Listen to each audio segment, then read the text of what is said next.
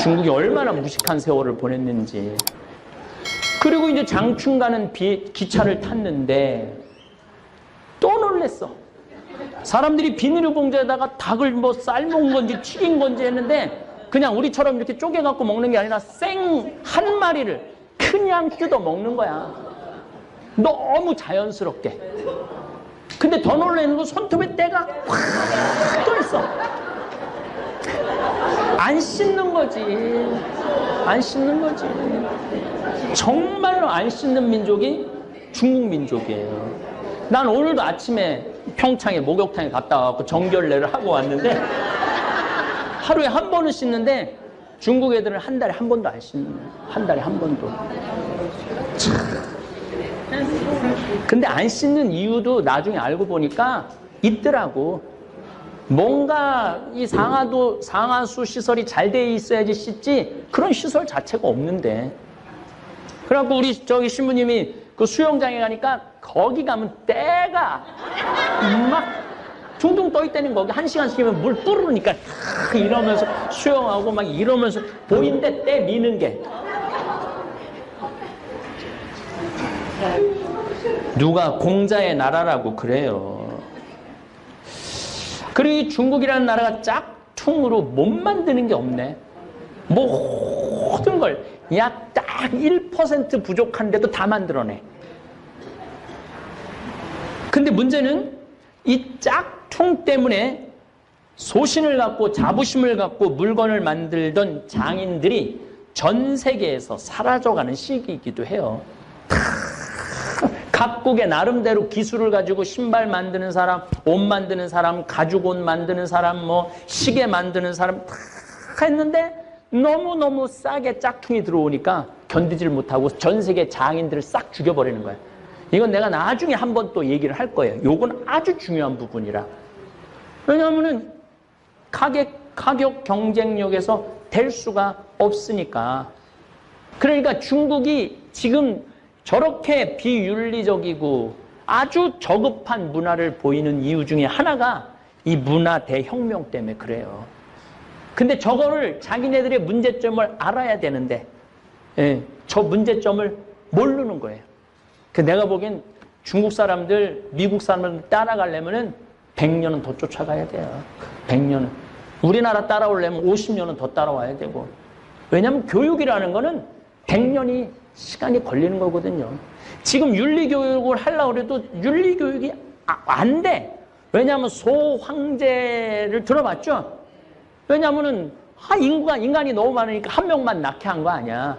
그러면은 할머니, 외할머니, 외할아버지, 친할머니, 친할아버지, 엄마, 아빠, 애 중에 하나밖에 없는 거야. 하나하나 30년 동안 그래 낳았으니까.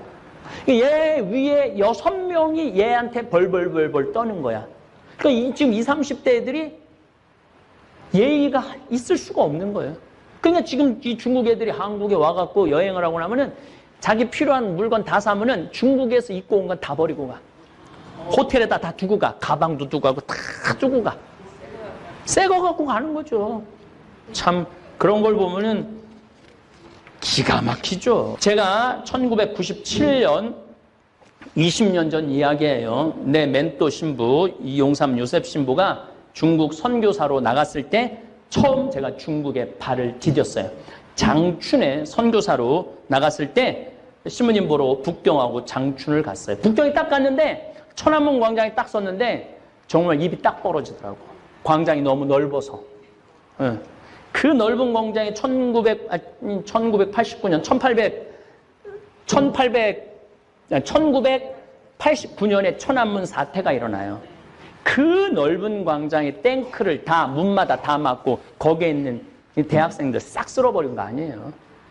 등소평이 그러니까 이 중국 사람들은 사람 죽는 거를 아무렇게 생각지도 않아. 싹 쓸어버리죠. 어쨌거나 하여튼 그 넓은 광장에 그 학생들이 다 죽었다는 걸 생각을 하니까 정말로 끔찍하기도 하고. 근데 자금성을 딱 들어가 보니까 이건 눈알이 튀어나와요. 눈알이 너무너무 크고 너무너무 화려하니까. 그래서 중국 대단하다 그렇게 생각을 했어요. 그런데 이제 한 며칠을 생활하고 자금성 구경하다 너무 오줌이 마려웠고 공동 화장실 딱 들어갔는데 깜짝 놀랐어요. 전부 다 남자고 여자고 쳐다보는 거 나를 내가 근데 뭐 나만이 아니라 줄 서는 사람이 뒤에 뭐 20명, 30명 아예 문짝이 없어. 그냥 어떤 화장실은 그냥 다 엉덩이 까고 다 앉아서 그냥 일을 보는 거야. 그리고 거기 이렇게 쭉 물이 흘러내려가. 똥 싸면 쫙 흘러내려가. 문짝이 없는 그 대단한 자금성을 만들어 놓고 화장실에 문짝이 없는 거야. 그래서 관광객들이 하도 막 난리를 치고 뭐 막 화장실로 가리고 막 옷으로 가리고 선글라스로 가리고 이러니까 중국에서 문짝을 만들었어요. 만들었는데 금방 다 부셔졌대. 왜냐하면 기다리는 사람은 많은데 들어가면 잘 안 나오니까. 중국 사람들은 그걸 못 견디거든. 안 나오는 걸. 지금 급해 죽겠는데. 그러니까 문짝을 발로 차고 뜯어내는 거야. 빨리 나오라고. 이게 중국 사람들의 또 한 면이에요. 예. 이게 사람이 많으면요 무식해지게 돼 있는 거예요. 사람이 많으면 거칠어지게 돼 있는 거예요. 그러니까 중국 사람들은 굉장히 거칠고 무식한 건 내 좀 이따 또 얘기를 할게요. 중국이 얼마나 무식한 세월을 보냈는지. 그리고 이제 장춘 가는 기차를 탔는데 또 놀랬어. 사람들이 비닐봉지에다가 닭을 뭐 삶은 건지 튀긴 건지 했는데 그냥 우리처럼 이렇게 쪼개갖고 먹는 게 아니라 생 한 마리를 그냥 뜯어 먹는 거야. 너무 자연스럽게. 근데 더 놀라는 건 손톱에 때가 확 또 있어. 안 씻는 거지. 안 씻는 거지. 정말로 안 씻는 민족이 중국 민족이에요. 난 오늘도 아침에 평창에 목욕탕에 갔다 와서 정결례를 하고 왔는데 하루에 한 번은 씻는데 중국 애들은 한 달에 한 번도 안 씻는 거예요. 한 달에 한 번도. 참. 근데 안 씻는 이유도 나중에 알고 보니까 있더라고. 뭔가 이 상하수 시설이 잘 돼 있어야지 씻지 그런 시설 자체가 없는데. 그래갖고 우리 저기 신부님이 그 수영장에 가니까 거기 가면 때가 막 둥둥 떠 있다는 거기 1시간씩이면 물 뿌르니까 이러면서 수영하고 막 이러면서 보인데 때 미는 게. 누가 공자의 나라라고 그래요. 한 발자국 중국 문화 사회에 더 들어가 보니까 이건 뭐지? 내가 생각했던 중국하고 너무나 다른 중국인 거예요. 인간이 많은 곳에는 극단적인 인간이 많은 게 좋은 게 아니구나. 밤 시장을 나가보니까 개구리 다리 꼬치 파는 집에 들어가 보니까 얼마나 똑같은 기름을 오래 튀겼는지 기름이 새카매. 그리고 사고파고 그것도 막 좋다고 뜯어 먹어. 근데 저는 폐식용유로 비누를 만들어갖고 기름에 대해서는 전문가예요. 이게 한 번 닭 튀긴 건지 2번 닭 튀긴 건지 100번 튀긴 건지 보면 알아. 그 산화도에 따라서. 근데 내가 보니까 거의 처음 튀기고부터 한 번도 안 가는 것 같아, 기름을. 야, 이거 그때 막 중국이 개방을 하고, 뭐, 흑묘니, 뭐, 검은 진이, 뭐, 하얀 진이 쥐만 잡으면 되지 않느냐. 그래갖고 막 핑퐁 외교가 시작되고, 막 그런 게 막 진행이 돼갖고, 막 경제적으로 오픈을 막 하고 발전을 할 때였거든요. 중국은 20년 전부터 전 세계로 물건을 만들어 판 세계 공장으로 태어나던 시기죠. 세계 모든 생필품을 다 만들어 팔기 시작하면서 중국 제품이 없으면 생활을 할 수 없을 정도로 중국은 전 세계에서 중요한 나라가 되었습니다. 우리 죽은 김순겸 요한신부 외방선교인데 파푸아 뉴기니 내가 만나러 갔어요. 그거는 2003년경에 만나러 갔는데 그 김순겸 신부가 그 한국에서 그 멀리까지 또 친구라고 찾아왔다고 그 랍스타 저 새우를 바다에서 잡아갖고 이제 해준다고 원주민한테 랍스타 좀 몇 마리 잡아오라 그러니까 신부님 뭐 돈도 필요 없고 아무것도 없고 자기 꼭 소원이 하나 있다는 거야. 청바지 메이드 인 코리아로 써 있는 거 하나만 주면 잡아주겠다고. 그래서 올 때 청바지 많이 싸갖고 왔죠. 왜냐하면 선교사들은 옷 막 찢어지고 헤어지니까 청바지를 많이 갖고 가요. 그거 하나 없겠나? 그래갖고 집에 와갖고 메이드 인 코리아를 찾는데 전부 다 메이드 인 차이나래. 자기는 꿈에도 몰랐다는 거, 꿈에도. 근데 겨우 반바지 하나 메이드 인 코리아 청바지가. 그걸 갖고 거기 파푸아 뉴기니 원주민이 너무너무 좋아해갖고 랍스타를 이만한 거 하여튼 열 몇 마리를 잡아왔어요. 근데 지금도 그 랍스타를 잊지 못해요. 아유, 지금은 별로 랍스타를 봐도 별로지만은 그때는 막 새로운 음식, 그런 굉장히 고급 음식이잖아요. 그거를 그냥 먹는데, 한 마리를 먹는데, 너무 맛있더라고. 바다에서 갓 잡아갖고 한 거라. 그랬더니 그 김신부가 나한테 그러더라고요. 이제 우리 창현이 너 조금만 있으면 꼬리 부분만 먹을 거라는 거야. 근데 한 마리를 먹으니까 배가 너무 부른데 5마리가 있는데 도저히 못 먹겠더라고. 근데 꼬리 부분이 제일 맛있는 거야. 꼬리만 4마리는 다 뜯어먹고 말았던 내 기억이 나는데 어쨌든 이 중국 제품이 없으면 세계가 돌아가지 않는 상황이 20년 전부터 시작됐던 거예요. 그리고 이 중국이라는 나라가 짝퉁으로 못 만드는 게 없네. 모든 걸 약 딱 1% 부족한데도 다 만들어내. 근데 문제는 이 짝퉁 때문에 소신을 갖고 자부심을 갖고 물건을 만들던 장인들이 전 세계에서 사라져가는 시기이기도 해요. 각국의 나름대로 기술을 가지고 신발 만드는 사람, 옷 만드는 사람, 가죽옷 만드는 사람, 시계 만드는 사람 다 했는데 너무너무 싸게 짝퉁이 들어오니까 견디질 못하고 전 세계 장인들을 싹 죽여버리는 거예요.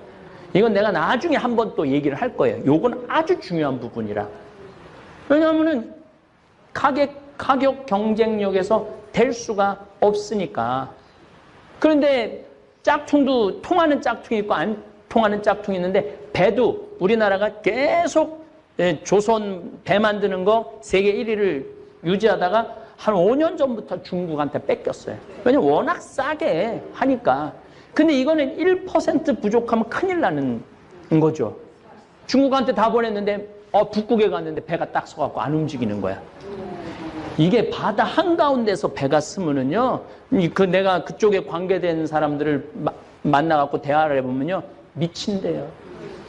도로 한가운데서 배가 쓰면은, 차가 쓰면은 두고 딴 차 타고 가도 되지. 근데 짐은 잔뜩 실어놨지. 그 배가 바다 한가운데 쓰는데 그거 놔두고 어딜 가? 가긴 바다 한가운데서. 죽고 나서 하나 고쳐갖고 가야 되는데 어디가 고장났는 줄 알아야지. 배는 중국에서 만들어 왔고. 그래서 작년, 재작년에 그 중간에 쓰는 배들이 너무 많아갖고 작년부터 다시 한국으로 수주가 돌아오기 시작한 거죠.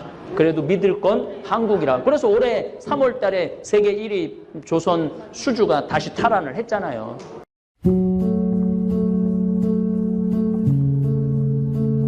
네.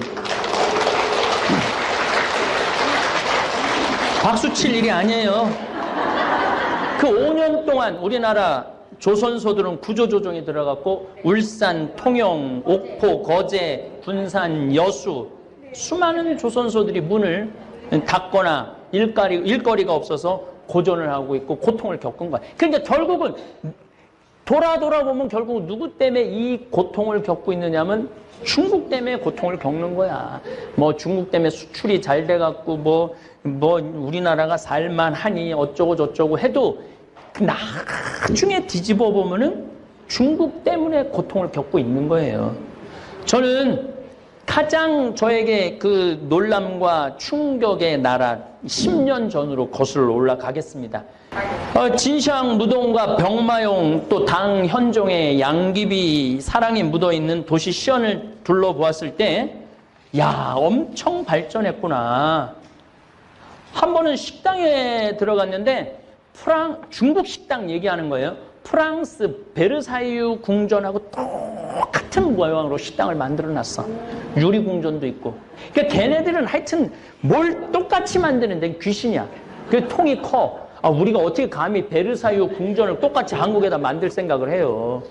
그럼 그걸 식당으로 운영하고 있더라고요. 식당으로. 근데 뭐 거기서 밥을 먹으면서도 뭔가 1% 부족하다. 내가 베르사유 궁전도 갔다 와봤거든요. 근데 거기 베르사유랑 중국에 있는 베르사유랑 뭔가 1% 부족하다. 근데 요즘은 아예 프랑스 유명한 마을, 스위스 마을 같이 아예 유럽 관광지하고 똑같은 곳을 만들어 놓아서 비싼 돈 들여서 유럽까지 가지 말고 그냥 여기 똑같은 데로 와라. 이렇게 만들어 놓은 데도 아주 많다는 거예요. 그리고 이제 제가 실크로드가 시작되는 곳이기도 하면서 칠채산이라고 산 색깔이 7개 있어요. 칠채산이라고, 무지개산이라고. 거기는 아주 중국 서안 아주 맨 끝에 카자흐스탄, 우즈베키스탄 들어가는 초입 부분이에요. 거길 가봤는데 거기까지 가는데도 비행기도 타고 차도 엄청 타고 가죠. 나 거기 가보고 잠비아 가는 줄 알았어요. 얼마나 가난한지. 거의 토굴에서 살아, 토굴에서. 근데 그렇게 토굴에서 사는 인구가 5억 명이라는 거예요. 근데 거기 거기 얼마나 또 추워. 불을 떼는데 전부 갈탄을 떼는 거야. 갈탄을 떼니까 굴뚝마다 새카만 갈탄탄 그게 나오는 거야. 그걸 보면서 야, 겨울에 저걸 때문에 저 미세먼지가 다 한국으로 올 텐데. 그게 내가 10년 전 일이에요. 근데 여러분들 미세먼지 시작된 게 10년 전이야. 10년 전. 현재 6억 5천만 명의 가난한 농민들은 최저 빈민국 신세로 살고 있는 게 중국이에요. 아니 중국 사람들은 해외여행할 때 돈 팡팡 100달러짜리 이렇게 하면 $10,000 정도 되거든요. 그래갖고 막 무슨 뭐 구찌 뭐 이런 거 뭐 산다고 막 그러는데 그 사람들은 어떤 사람? 그 사람들은 다 공산당 사람들이에요. 공산당원이 중국에 8,500만 명이에요. 그 다음에 공산당하고 연결된 사업을 하는 사람들. 그 다 상하이, 산둥반도 이쪽에 사는. 자, 이제 중국을 좀 이해를 하면은 요렇게 붙어 사는 사람들은 다 잘 살아요. 우리나라를 중심으로 산둥반도 요 밑에 요쪽에 있는 사람들은 다 잘 살아요. 베이징이 아까 900콜이라고 그랬죠? 요 라인에 있는 사람들은 다 잘 살아. 반대 뭐 티베트는 나중에 이 공산 1954년에 여기를 합병을 하죠. 요때 막 6.25 전쟁하고 정신 없을 때 요럴 때 막 다 뺏어와요. 예. 그래갖고 중국이 엄청 커졌죠. 이 내륙 지방 사람들은 거지로 사는 거야. 거지로. 그리고 제가 여기 산둥반도 요쪽에 가서도 강의를 많이 했었는데 거기는요 유럽 같아요. 얼마나 건물을 잘 줘놓고 사는지. 그러니까 중국의 빈부 격차는 우리 한국 사람들이 생각하는 것보다 훨씬 크죠. 중국은 지금 국민소득이 8,600달러예요. 1인당 국민소득이 8,600달러. 우리는 31,000달러. 우리가 중국보다 훨씬 잘 살죠? 네, 중국 무서워할 게 뭐 있어? 무서워할 필요도 없죠. 문제는 인구가 15억 명이기 때문에 G2, Great 2라는 거예요. 위대한 나라 둘, 중국이 결코 무시할 수 없는 나라죠. 저는 이제 5년 전부터 중국 여행을 더 이상 가지 않기로 결심을 했어요.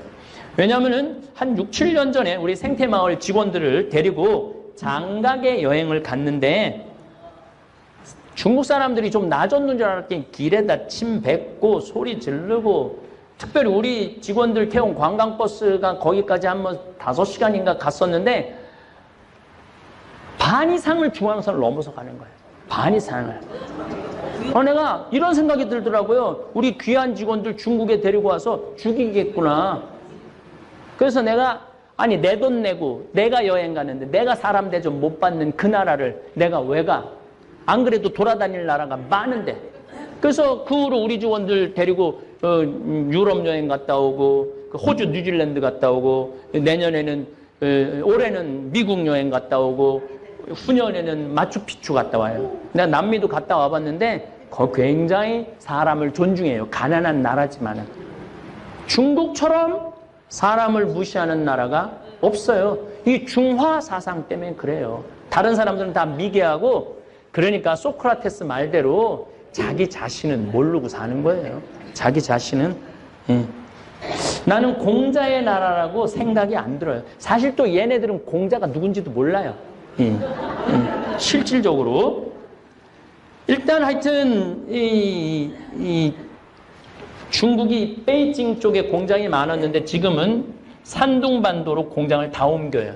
왜냐하면은 여기 막 스모그가 너무 일어나니까 안 되겠는 거야. 그래서 이쪽에 원자력 발전소, 무슨 공장, 화력 발전소 다 산둥반도, 홍콩 이쪽으로 다 옮기고 있어요. 그래갖고 11월 달만 되면은 그 미세먼지가 우리나라로 날라오는 거예요. 그러면은 70% 원인이 중국한테 있어요. 우리나라한테는 30%밖에 없고. 그러면은 이게 굴 쪽에다 징집 장치라는 걸 해놔갖고 조금 좀 이렇게 한 20m, 30m 올라가면 없어지는 시설. 그거 20m, 30m 하얀 연기 나온 거는 징집 장치로 물을 다 떨어뜨려갖고 그래도 깨끗한 수증기가 나오는 거야. 그 20, 30m 하얀 연기 나오는 건 괜찮아요. 근데 막 새카만 연기가 나오면은 100m만 올라가면은 여러분들 인천공항에서 비행기 타면 산둥반도까지 가는데 걸리는 시간은 30분밖에 안 걸려요. 바로 코앞이야. 코앞에 우리 지금 공장을 놓고 살고 있는 거야. 그럼 중국이라는 나라가 윤리가 있어갖고 우리가 그럼 징집장치를 설치하겠습니다 라고 말할 일은 절대 없다는 거예요. 중국 사람들이 그럼 왜 길거리에서 젊은이가 할머니를 때리고 주위 사람들 막 힘 두들겨 맞는데 불구경하듯 쳐다만 보는 인륜이라고는 도저히 알지도 못하고 실천하지도 않는 중국 궁금하지 않아요? 왜 저러는가? 한국에 관광 온 중국 관광객들 제가 여러 번 목욕탕에서 만났는데 정말 시끄러워요. 얼마나 시끄럽게 떠드는지 몰라요. 완전 자기네들 목욕탕 자기네들이 산 것 같이. 중화민국이 그런 거죠. 중화민국이. 자기가 그렇게 떠들어대면 주위 사람들 방해하고 모욕한다는 생각을 전혀 하지 않는 사람들입니다. 심지어 비행기 안에서 자기 무시당했다고 승무원한테 뜨거운 물 뿌리고. 도대체 중국 사람들 왜 이렇게 무식할까? 심지어 비행기 안에서 난투구까지 버리고 늦게 출발했다고 막 비상문 문 열어 막 승질 난다고 자기네들. 그런 거 여러분들 뉴스에 거의 매일 나온다고 봐야 돼요. 지난번에는 뭐 스페인에 가갖고 막 쫓겨났다고 들어 넣어갖고 중국에서 막 물어내라고 보니까 제 날짜에 오지도 않고 그 소파에서 하룻밤 자게 해달라고 생떼를 쓴 거죠. 우리나라에서만 생떼를 쓰는 게 아니라 전 세계 돌아다니면서 생떼를 쓰는 거죠. 사실 우리도 20, 30년 전에 대한민국도 외국에 나가서 그랬어요. 그래서 내가 한국 사람 만나면 너무너무 창피할 때 많았어요. 한국 사람들 만날 때 우리가 막 $10,000 소득 넘어가고 여행 자유화와 90년대 초 하늘문이 열리면서 동남아로 유럽으로 쏟아져 나갈 때 외국인들 보기에 정말 한국 사람들 수준 떨어진다고 손가락질 많이 받았어요. 그걸 지금 중국 사람들이 다 받고 있는 거지. 현재 $30,000를 넘어서서 조금은 이제 그런 추태가 없어지고 교양이 생기고 워낙 중국 애들이 난리를 치니까 한국 사람들이 뒤에서 구경하느냐고 추태를 부릴 시간이 없어.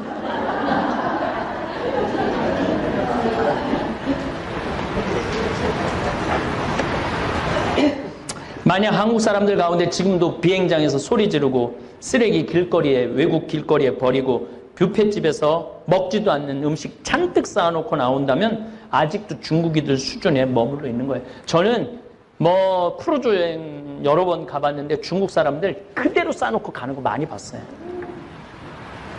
먹지도 않을 건데 그저 그래갖고 저 노르웨이의 한 크루즈는 그 중국 사람들 때문에 내년에 문 닫는 데잖아요. 그 오는 거 말릴 수도 없고 그 음식 수지 타산이 안 맞고 그래갖고 문을 닫는데요. 어쨌든 저는 그러면은 왜 중국이 이런 일이 벌어지네, 이 진짜 중국 이야기를 지금부터 하고 싶은 거예요. 진짜 요거 잘 들어야 돼. 이제 정신 바짝 차리고. 1959년부터 1961년까지 중국은 대약진 운동이라는 걸 해요. 정확하게 1957년에 시작을 해요. 대약진 운동이 뭐냐면은 사람들이 하도 굶고 그러니까 쌀 수확량도 좀 늘리고 동네마다 용광로를 만들어서 동네마다 철제 기구도 좀 만들고 이런 거 하자고. 그래갖고 4가지 좀 해충을 죽여야 된다고.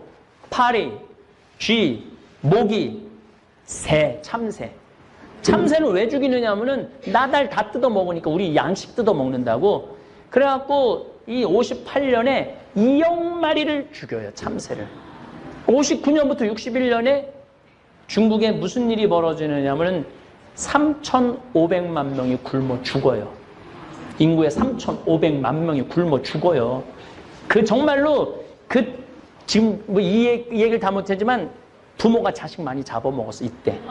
그리고 옆 동네에서 양식 구하러 온 사람, 옆 동네는 안면 없는 사람들이잖아. 바로 잡아서 먹는 비일비재야. 3,500만 명이 죽었다 그러면은 어느 정도예요. 근데 왜 도대체 그런 일이 벌어지느냐? 아니, 참새를 다 잡고 나니까 참새가 해충을 다 잡아먹었는데 해충들이 다음에 59년부터 난리가 난 거야. 이게 웬 떡이냐? 그래갖고 그냥 벼이삭, 싹 다 잡아먹은 거야. 식량이 없으니까 굶어 죽은 거죠. 이게 대약진운, 이게 막 인류 역사에 정말 충격적인 일이 중국에서 벌어진 거예요.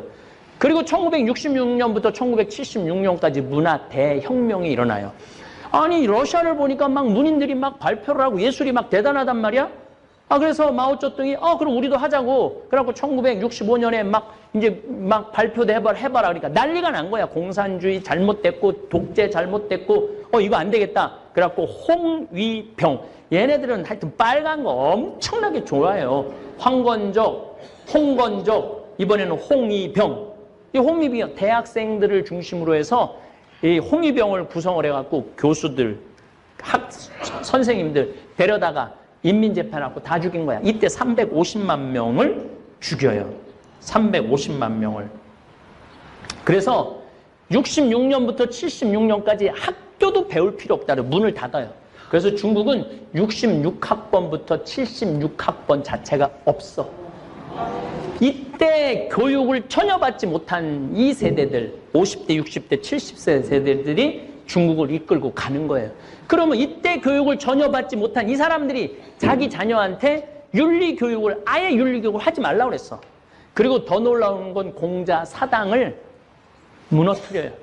공자 사당을 운무를 저수지를 만들어. 그 다음에 왕들 묘도 다 파버려. 뼈까지 다 추스려버려. 그리고 이 종교는 인민의 아편이다. 그리고 이 유교도 종교다. 그래갖고 싹 다 부셔버려. 심지어 어느 정도냐면은 요리사까지 다 죽여버려. 니네들이 미식으로 해갖고 인민들 배굶긴다고 지가 대약진 운동해갖고 인민들 3,500만 굶긴 건 생각하지 않고, 공자 책도 다 불사르고 공자 묘를 폐허해서 연못으로 만들고 불상은 녹여서 숟가락으로 만들었어. 숟가락으로. 교수들은 땀 흘려 노동을 하지 않고 밥 먹는 벌레 같은 놈들이다. 앞으로 교육으로는 돈 받을 수 없다. 이게 그 유명한 문화 대혁명이에요. 1966년부터 76년. 옛것은 모조리 숙청해라. 문화, 교육, 정치, 심지어는 부모들까지 공산주의 사상에 어긋나오면 자식이 부모 인민재판에 세웠고 죽이기까지 해요. 그러니까 중국이 지금 저렇게 비윤리적이고 아주 저급한 문화를 보이는 이유 중에 하나가 이 문화 대혁명 때문에 그래요. 근데 저거를 자기네들의 문제점을 알아야 되는데 저 문제점을 모르는 거예요. 내가 보기엔 중국 사람들, 미국 사람들 따라가려면 100년은 더 쫓아가야 돼요. 100년은. 우리나라 따라오려면 50년은 더 따라와야 되고. 왜냐하면 교육이라는 거는 100년이 시간이 걸리는 거거든요. 지금 윤리교육을 하려고 해도 윤리교육이 안 돼. 왜냐하면 소황제를 들어봤죠? 왜냐하면은 인간이 너무 많으니까 한 명만 낳게 한 거 아니야. 그러면은 할머니, 외할머니, 외할아버지, 친할머니, 친할아버지, 엄마, 아빠, 애 중에 하나밖에 없는 거야. 하나하나 30년 동안 그래 낳았으니까. 얘 위에 6명이 얘한테 벌벌벌벌 떠는 거야. 그러니까 지금 20, 30대 애들이 예의가 있을 수가 없는 거예요. 그러니까 지금 이 중국 애들이 한국에 와갖고 여행을 하고 나면은 자기 필요한 물건 다 사면은 중국에서 입고 온 건 다 버리고 가. 호텔에다 다 두고 가. 가방도 두고 가고 다 두고 가. 새 거 갖고 가는 거죠. 참 그런 걸 보면은 기가 막히죠. 내가 왜 중국 걱정을 하느냐. 중국 걱정을 왜 하느냐 하면은 이제 우리가 중국을 잘 알아야 돼. 중국 사람들 제주도에 관광 온다고 땅 다 팔았어요. 다 팔은 건 아니고 여의도 2배 많은 거. 한 제주도에 150만 평 정도, 160만 평 정도의 땅을 팔았어요. 사실은 제주도에서 160만 평이면 어마어마한 땅이죠. 그렇게 팔아놨더니 거기에 걔네들이 호텔 짓죠, 식당 짓죠. 그렇게 팔아놨더니 아니 거기다가 식당을 줘갖고 중국 관광객을 우리나라 식당으로 안 보내고 자기네 식당으로 다 끌고 오네. 우리는 땅 뺏기고 관광객들 아무리 바글바글해도 시끄럽기만 하고 돈은 누가 벌어가? 중국 사람들이 다 벌어가는 거예요. 그러니까 이게 우리가 중국을 이해하지 못하는 아주 극단적인 피해 중에 하나가 바로 그거예요. 그래갖고 뭐 사드 때문에 또 싹 빠져가갖고 또 내가 제주도 1년에 한두 번은 꼭 내려가는데 내려가 보면 건물 짓다 말아갖고 폐허로 되는 건물들이 아주 길에 널려 있어. 길에 널려 있어. 그러면은 중국은 이 제주도가 이렇게 망가지는 데 있어서 관심이 있느냐? 15억의 땅이 이렇게 많은데 그거 한다고 피해는 누가 봐? 우리가 봐. 그러면은 3만 달러를 사는 우리 국민들이 8,600달러밖에 안 되는 중국 사람들한테 그 땅값 3배, 4배 준다고 팔아야 돼요? 팔지 말아야 돼요? 팔지 말아야지. 그러니까 3만 달러의 자존심이 없다 이거야 내 얘기는. 지금 저기 미국 실리콘밸리 산호세 쪽에 가니까 이제 시진핑이 부패 정리한다고 막 난리가 나니까 중국에서 현금을 들고 150만 달러 그 산호세 가면 골프장 안에 대저택들이 있거든요. 이걸 다 300만 달러에 다 사놨어. 그래서 산호세가 땅값이 300만 달러 다 올라갔어. 그러니까 전 세계를 그렇게 망가뜨리고 돌아다니는 게 중국이야. 그러니까 이 중국 사람들을 제대로 알고, 아니 우리나라가 그 땅 안 팔면은 굶어 죽는 나라도 아니고, 그러니까 중국에서 지금 관광객이 다시 늘어난다 그러는데 저가로 들어오는 거는 하지 말아야 돼. 왜 3만 달러 소득 국민들이 10,000달러 수준의 관광 그거를 하느냔 말이야. 우리가 수준을 높여놓고 수준 있는 사람들이 들어와갖고 수준 있는 나라로 만들어야지. 맞아요. 그렇지 않아요? 맞아요. 그러니까 이걸 누가 의식을 가져야 되느냐? 국민들이 의식을 가져야 되는 거예요. 그러려면 누구를 이해해야 되느냐면 중국을 이해를 해야 되는 거예요. 내가 이 장황하게 이거 요약하느냐고 어저께 밤부터 눈알이 막 튀어나오는 줄 알았어요. 그냥 얘기로 하면 좋은데 얘기로 하면 끝도 없이 뭐 양귀비 얘기 나오면 이게 서양 여자냐 동양 여자냐 또 16번째 아들의 뭐 며느리인데 며느리를 취한 거거든. 며느리를 취했다 뭐 이 얘기 저 얘기 하면은 이게 안 될 것 같다고 원고로 정해놨는데 어쨌거나 여러분들이 이제 3만 달러를 넘어섰으면은 우리나라 국민들 수준이 높은 거예요. 근데 그 8,000달러 사람들 막 그거 돈 뜯어 먹으려고 막 우리 자존심 버리지 말자 이거야 내 얘기는. 그리고 여러분들도 중국 여행 갈 때 20만 원짜리 30만 원짜리 여행 가지 말고 만약에 100만 원짜리 갈 여행이 못 되면 가지 않으면 되잖아. 뭘 그렇게 때를 쓰고 여기저기 그냥 찍고 여기 찍고 저기 찍고 그거는 의미가 없어요. 3만 달러 정도 되면은 한 자리에서 일주일 정도 머무르는 여행을 하셔야 돼요. 이제는 이리 뛰고 저리 뛰고 그렇게 뛰어다니지 말고. 하고 싶은 얘기는 너무너무 많지만 이 얘기를 이제 다음에 제가 여러분들한테 이야기하고 싶은 건 일본이에요. 일본 사람들은 그러면은 지금 거의 5만 달러 정도 되는데 5만 달러에 들어선 일본 사람들 많이 만났어요. 많이 만나고 이야기도 많이 하고 일본 사람들 조금 배운 사람들 영어 수준 나하고 거의 똑같아. 그래갖고 얘기가 돼. 일본 사람들이 영어 참 못하거든요. 그래서 얘기가 된다는 거예요. 달래 영어가 되는 게 아니라. 근데 일본은 개인은 너무너무 훌륭해요. 사실은. 내가 만난 일본 사람들 다 정성스럽고 다정하고 겸손해요. 근데 그걸 합쳐놓으면 이상해지는 거예요. 그 왜 합쳐놓으면 이상해지는지는 부티보다 귀티나게 외모에도 신경 쓰라. 외모도 중요하고 실력도 중요하다. 나는 도덕적 문제와 관련해서는 사람들의 말을 크게 믿지 않는다. 교통신호를 지켜야 한다고 말은 하지만 실제 생활에서는 그렇게 하지 않는 사람들이 많기 때문이다. 말과 행동의 이중성이다. 이러한 이중성이 나타나는 것 중에 하나가 외모는 중요하지 않으며 마음이 중요하다는 말이다. 말은 그렇게 하면서도 외모를 본다. 중국 당나라의 관리 선발 기준이었고 조선시대의 인재 판별 기준이라는 신원서판에서도 외모가 첫째 조건이었다. 정신의학에서는 사람을 한 가지 면으로 판단하면 미숙하다고 본다. 그러나 이 세상은 사람을 외모로 판단하는 미숙한 환자들로 가득함을 명심하라. 바비 인형처럼 속이 텅 비어 있어도 예쁘면 뜨게 되고 가상의 인터넷 캐릭터 아바타를 치장하느라 정신없는 것이 이 세상이다. 나처럼 내 멋대로 하고 다녀도 아쉬울 것 없는 사람이 아니라면 신경을 써라. 일본의 야마다 오사무 역시 사람을 간파하는 기술에서 사람은 외관이 중요하다고 외친다. 외모 콤플렉스가 심하면 성형수술이라도 하라. 올 2월 21일자 월스트리트 저널에서 한국 여성들의 성형수술 풍조를 조롱하였다고 분개하는가. 웃긴 기사이다. 미국은 훨씬 더하다. 1996년 미국 격주간지 포춘은 미국 남성들이 외모에 쓰는 비용만 연 12조 원이라고 했다. 미국 피츠버그 대학 조사에 의하면 키가 188cm 이상인 남자들은 183cm 미만인 남자들보다 12.4% 더 많이 번다. 키높이 구두를 신어라. 94년 아메리칸 이코노믹 리뷰에 실린 연구조사에 따르면 능력이 같아도 잘생긴 사람은 못생긴 사람보다 임금을 10% 더 받는다. 똑같은 죄인일지라도 미녀는 무죄를 받을 확률이 더 높다는 미국 자료도 있다. 정신병동 같은 이 세상에서 살고 있는 한 변신하라.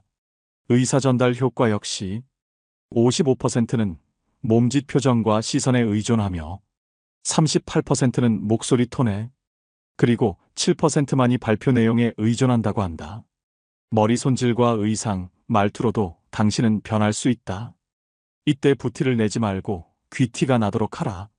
졸부처럼 돈과 상표만 걸치지 말고 귀족적 세련됨을 갖추라. 그것은 온몸에서 퍼져나온다. 전화 음성이나 운전 습관, 의상 코디에서도 귀티가 나오게 하라. 그것이 진짜 매력이다. 외모가 주는 이점은 남들보다 앞선 출발선에 설 수 있다는 것이다. 물론 당신을 질주하게 하는 것은 궁극적으로 실력이다. 외모만 믿고 능력 개발을 등한시하면 생명이 결코 길지 않다.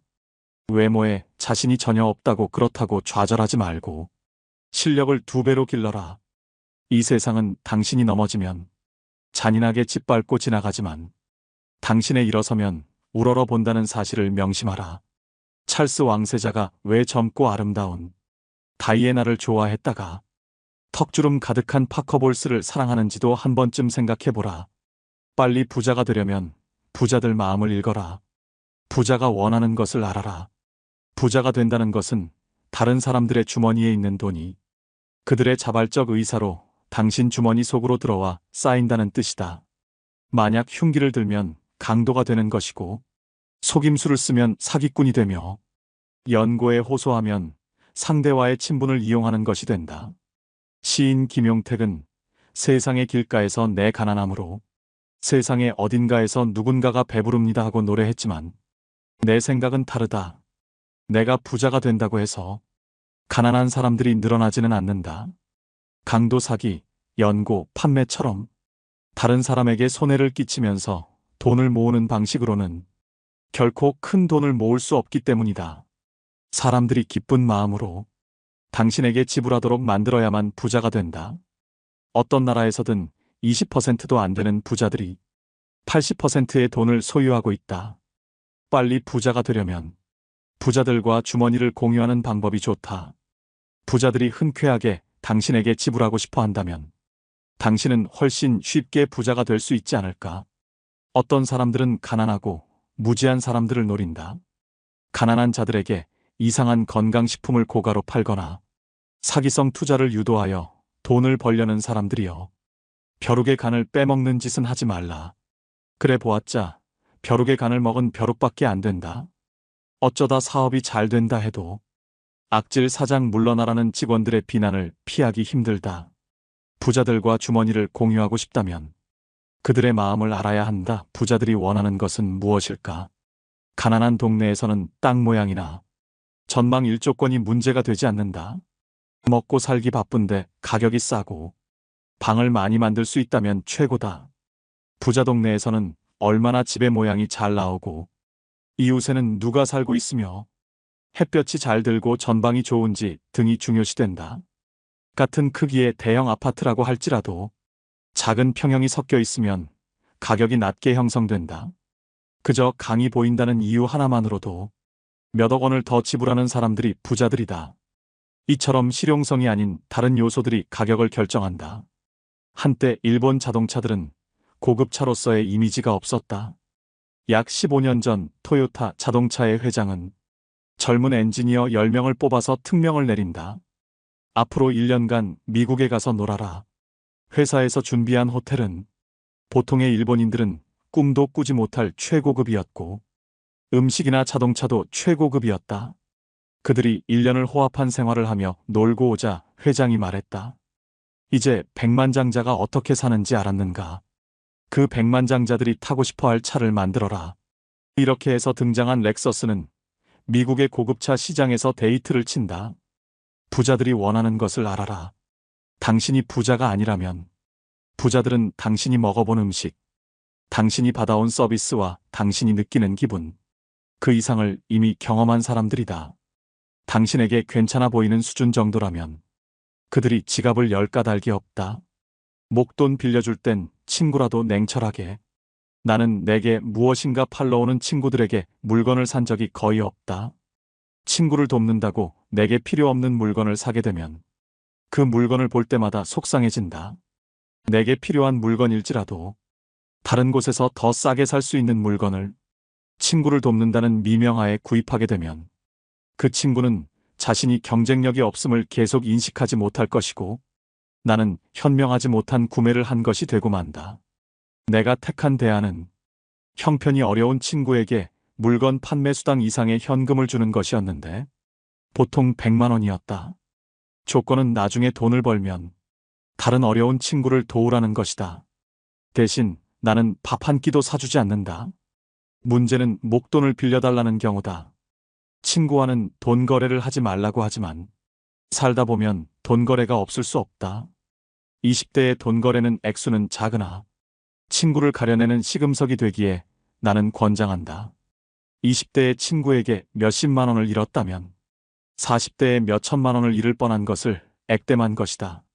나는 처음에 동창들에게 그냥 빌려주었으나 도망가는 친구가 생기면서 생각이 바뀌었다. 우선은 재산 상태와 수입 및 부채 현황, 상환 계획을 상세히 적으라고 한다.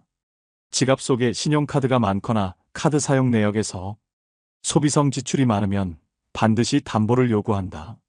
사업가 친구인 경우에는 회사의 격리 자료들을 세무조사하듯이 본다. 경영에 약간의 문제라도 보이면 담보를 받는다. 새로 사업을 하는 친구인 경우에는 그의 성격을 생각한다. 사채놀이는 안 하지만 은행이자 수준은 요구하며 그 이자로 같이 한잔하기도 한다. 그 어떤 친구가 부탁을 해도 보증은 함부로 서지 말고 아무리 이자가 많아도 가진 재산의 상당액을 어느 한 친구에게 몰아서 빌려주지는 말라. 그 친구 때문에 당신 가족이 눈물을 흘리게 될 수도 있다. 전문직에 종사하는 친구들이 목돈을 빌려달라는 경우는 조심하라. 그들이 갑자기 떼돈을 벌어 목돈을 갚을 수 있게 될 확률은 낮다. 부득불 큰 돈을 빌려줄 경우에는 부동산 담보를 받아라. 그 담보물의 선순위 관리자들이 많다면 당신 돈은 사라질 확률이 크다.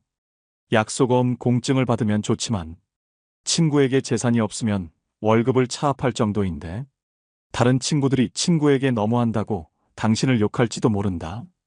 친구가 급히 큰 돈을 빌려달라고 할 때는 그가 설명하는 말을 절대로 액면 그대로는 믿지 말라.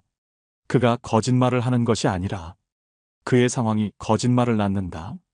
친구를 믿는 것은 좋지만 친구가 처한 상황은 믿지 말라.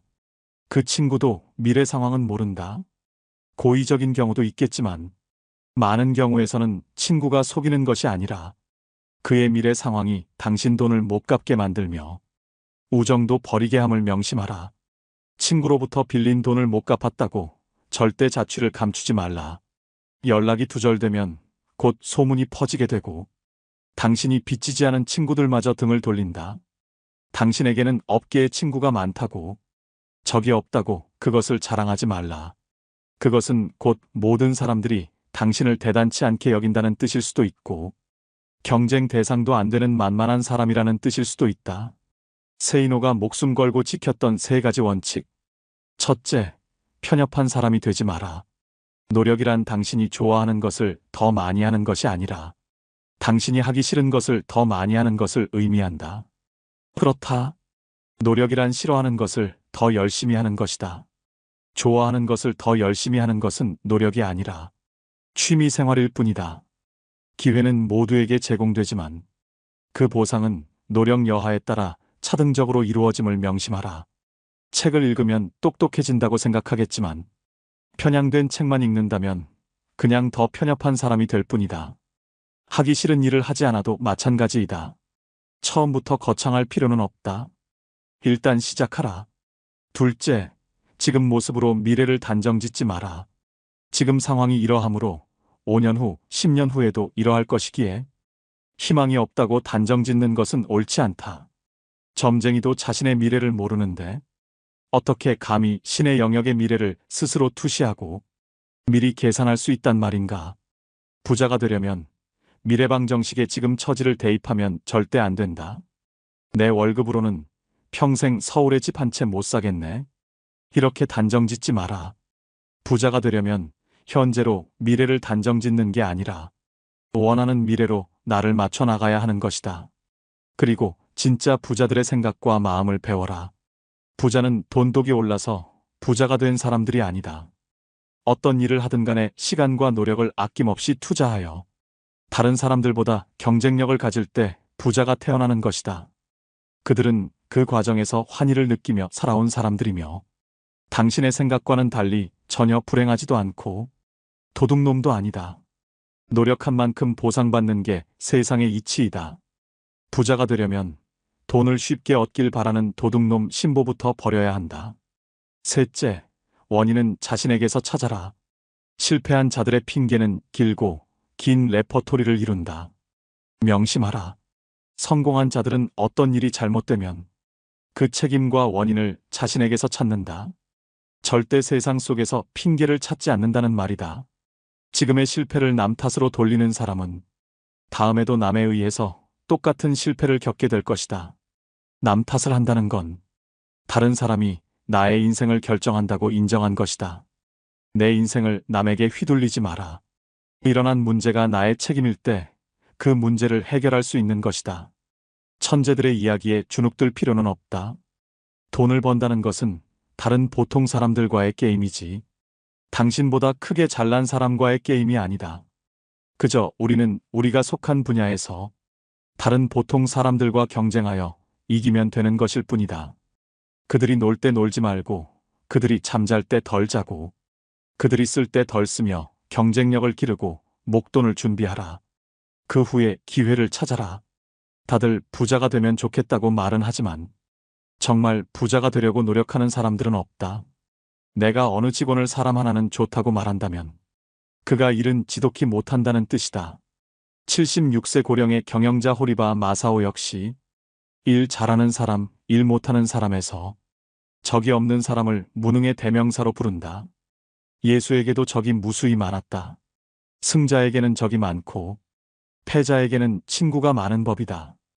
어느 나라에서 정치나 경제가 제대로 굴러가지 못한다면 그 이유는 정치인들이 적을 만들지 않으려고 하고 인기와 영합하여 욕을 먹으려 들지 않기 때문이다. 말이 통하지 않을 땐 침묵하라. 말이 통하지 않는 사람이 있음을 인정하라. 살다 보면 여러 가지 갈등으로 인해 마주치기조차 싫은 사람들이 주변에 생기게 마련이다.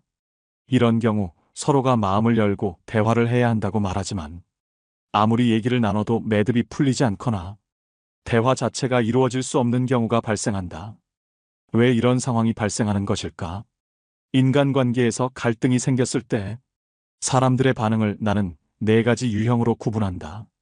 첫째는 갈등이란 있을 수 없다고 생각하는 형이다. 문제 자체를 없었던 것으로 하자고 하면서 좋은 게 좋은 거 아니냐는 식으로 덮어버리려고 한다. 대부분의 문제를 사소하다고 여기고 보다 더 큰 명분, 이를테면 화합, 사랑, 애국 같은 명제 밑에 모이라고 한다. 싸운 학생들을 억지로 악수하게 하는 선생도 이 경우에 속한다. 부모는 자식들 간의 갈등을 주로 이런 식으로 해결하려고 한다. 표면적으로는 갈등을 제거한 듯 보이지만 안에서는 계속 골마간다. 둘째는 문제의 본질과는 상관없는 권위나 지위에 의존하는 형이다. 문제를 일으킨 사람이 윗사람일 경우 주로 나이가 몇 살이냐, 어떻게 대들 수 있느냐는 식으로 말한다.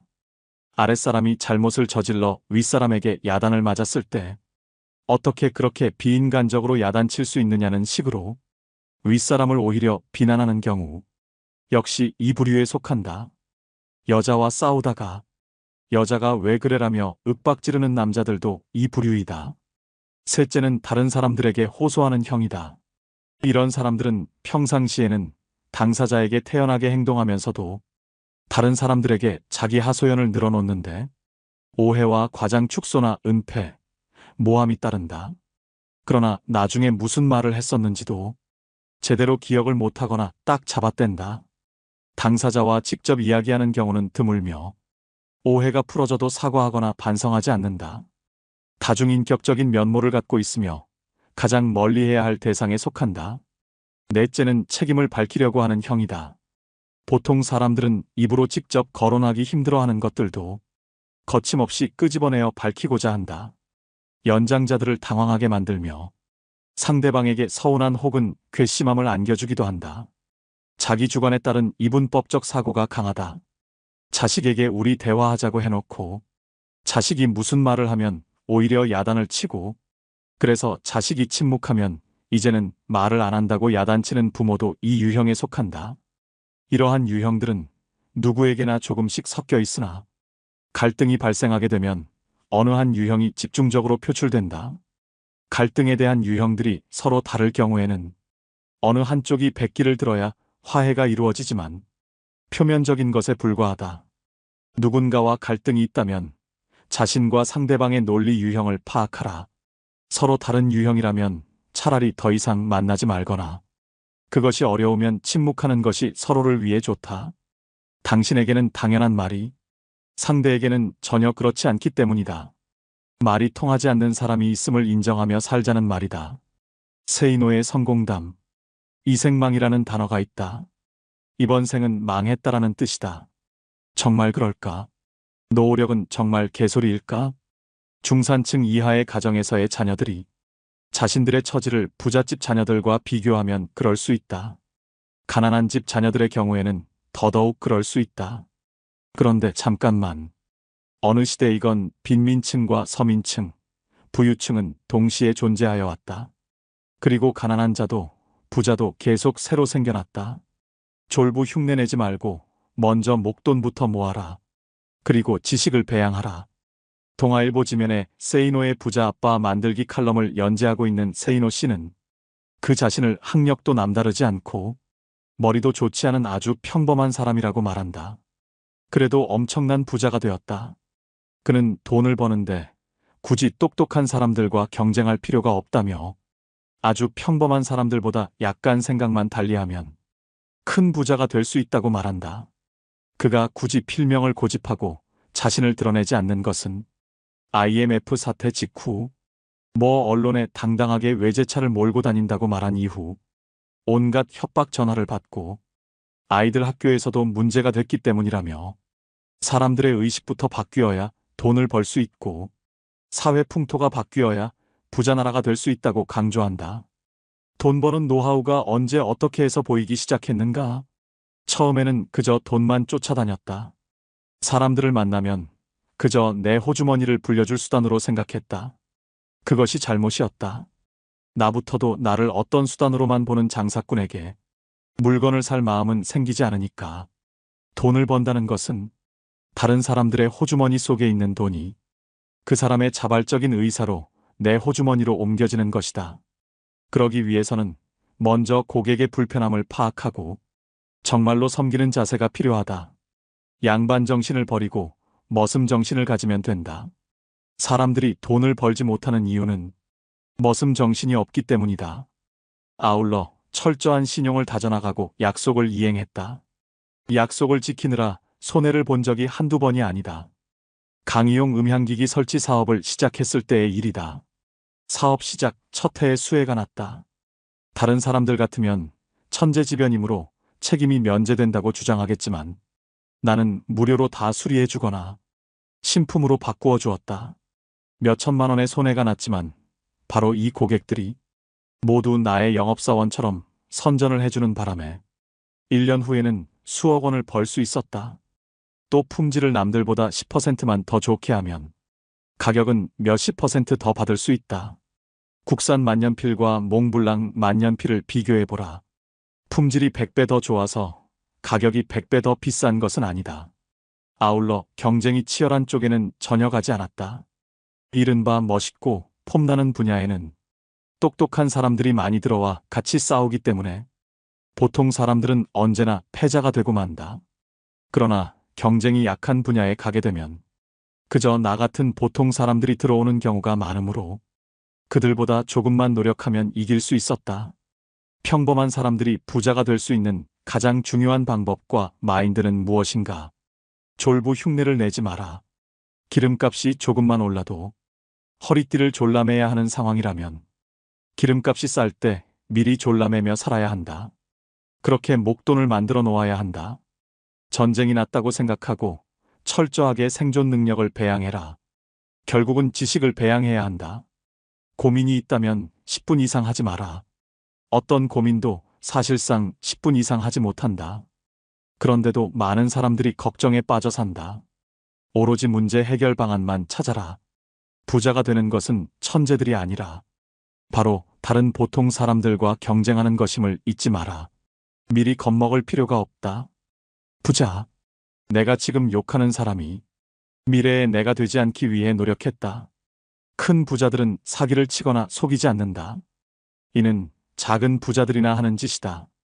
부자들이 그런 모습으로 비치는 것은 나쁜 놈들만 뉴스에 나오기 때문이다.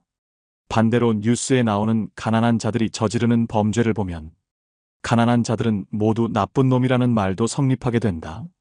언론에 나오는 부자들과 실제 큰 부자들은 다르다. 부자 2세들은 두 가지 유형이 있다. 첫 번째 유형은 그냥 흥청망청 쓰며 물려받은 사업이나 돈을 말아먹는 유형이다. 두 번째 유형은 1세의 재산을 손을 대지 않고 물려받은 만큼 물려주려는 이들이다. 이런 사람들은 근검절약하며 돈을 아껴 쓴다.